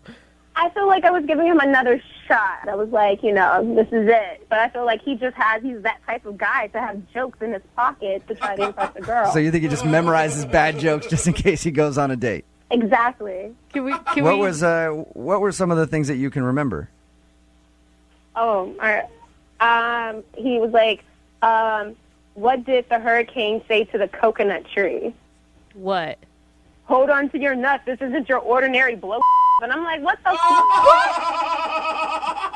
Oh, my God. Did you laugh at any of these jokes? I choked, which was very ironic. I choked on my drink. I'm confused. Was he just throwing all these bad jokes out at you over drinks, or did it come up casually in a conversation? It was like, got a joke for that. Yeah, for example, we were talking about my job, and he was like, what's the difference between my job and a dead prostitute? And I was like, what? He was like, your job still sucks. Are you serious? So he was just... That's awesome that he has all these jokes in the palm of his hand to throw them out there. Oh, my God. It was just so deceiving. I'm like, you are a handsome guy, but you're just so stupid and dumb. Why are you... But you still hung out with him all evening. Yeah, because he's cute. He's attractive. And I thought, maybe it's just he's nervous. I'm going to give him a shot. We went back to his place, and I was like, maybe he'll be a little different in his own atmosphere. That was... that wasn't true either. He's still as childish at home as he is in public. So even with all the bad jokes and everything, you were still in it until he made a roofie joke back at his place. Yeah, I was like, I'm done. I'm done. Call me an Uber. Yeah. Get me out of here. That'll usually kill the mood. Oh, it killed it. It was dead. I can imagine. Cammie, would you like to hear some more of his jokes? No, I actually don't. That's too bad, because he's actually on the phone listening right now. And I'm sure he's got many jokes for this occasion. No, he's not. Are you serious? Yes, he is. Guess who? Oh, you're creepy. Cammie? Hi, I Dave. can't believe you don't like my jokes. I don't. Then why were you laughing at all my jokes? Because it's nervous laughter. I thought you would get the hint that this is, uncomfortable, I thought we had a good time, and then all of a sudden you just split so fast after that little joke about the drugs and the drinks. Little. No, it wasn't just the drugs and the drinks. It was the other two. It was the other, 10 jokes that you were telling the entire night. What, the coconut thing? Everyone loves that joke. No, You could tell I was just kidding. no, I can't. Maybe because I'm an adult and I'm not playing childish games when I'm on a date. Well, sorry. Next time I'll just tell some, more PG-rated jokes. Have these jokes ever worked for you in the past? If I were to rewrite the alphabet, I'll put you and I together. Oh, that's your PG joke. That's bad. The PG one. Cammie, why didn't you tell him in the moment, hey, enough with the jokes. This is kind of offensive. I didn't want to, embarrass myself and then, crush him at the same time. It was just an uncomfortable situation. I don't like making people feel bad. Oh, well, it's okay now. I didn't know you were on the phone. Yeah, it's all different. Now that she knows you're on the phone, she feels bad about it, Dave. Cammie, look, I'm sorry. I didn't know you felt that way. Had I known, I would have just stapled my mouth shut for the rest of the night. I really like you. I thought we had a good time. And if you ever want to hang out again, I promise I won't open my big mouth. It's a pretty good deal. No. Cammie, you went back. Cammie, but think about it. You went back to his place even after all the bad jokes that you said you just hated. It was just that one joke that put it over the top. You must have liked something about him. His face. Okay, well, you like his face. That's good. You think he's a cute dude. Cammie, would you go out with Dave on a second date? I will pay for a second date for you guys. No. What if we make sure he doesn't say a word and you just get to stare at his face? What, are you going to be at the table with us? Sure, if you want. It's really. How about this? He and I will sit there with you, and we'll just try to top each other with bad jokes the whole time. Listening to idiots tell bad jokes the entire night is not my ideal date, so I'm going to decline. All right. I think that's a smart decision. I'm really sorry to hear that, Cammie. Yeah. Yeah. Hey, Cammie, before you go, I got a joke for you. No. Oh, my God. No. How do you leave an idiot in suspense? I don't know. Nailed it. All right, that's all. Brooke and Jubal in the morning. Got a text message in at 78592 that says, I made a worse joke than the guy from the second date update on a first meeting at my place. I said to the girl, hey, nobody knows you're here right now. You could disappear and never be heard from again. Oh, no. It says that she did not see humor in it. No. There's no punchline there. There's only creepy. If you missed the second date update, Dave wanted to call this girl named Cammie. He knew what he did wrong. He made a really bad joke after they went back to his place, and he got her a drink, and he came up and was like, there might be something in it. He made a roofie joke to the girl that he just met, and then she left. But it turns out that he was just cracking bad jokes the whole time, and she couldn't deal with it. Yeah, she wanted him to shut up and just be pretty. Yeah. Was the problem. She said the reason she stuck it out through all the bad jokes leading up to that one was because he was cute. So she stuck around. But after he made that joke, she's like, I can't do it anymore. It's like me and you when we're on dates with hot chicks, dude, and they're annoying, but you're like, I guess I'll stop just talking. deal with it. Yeah. Is someone going to tell Jose that he's actually the guy that people want to be quiet? And Shut your laugh up, Jose. I'm surprised at all the people texting in at 78592 who really liked this guy's jokes. They're like, that's awesome. I wish you would have made a joke like that on a first date with me. I'm scared of the guy who said he's writing these things down for new material to use later. If you want a second date update, all you have to do is email the show, Brooke and Jubal at move925.com. We will call the person who didn't call you back.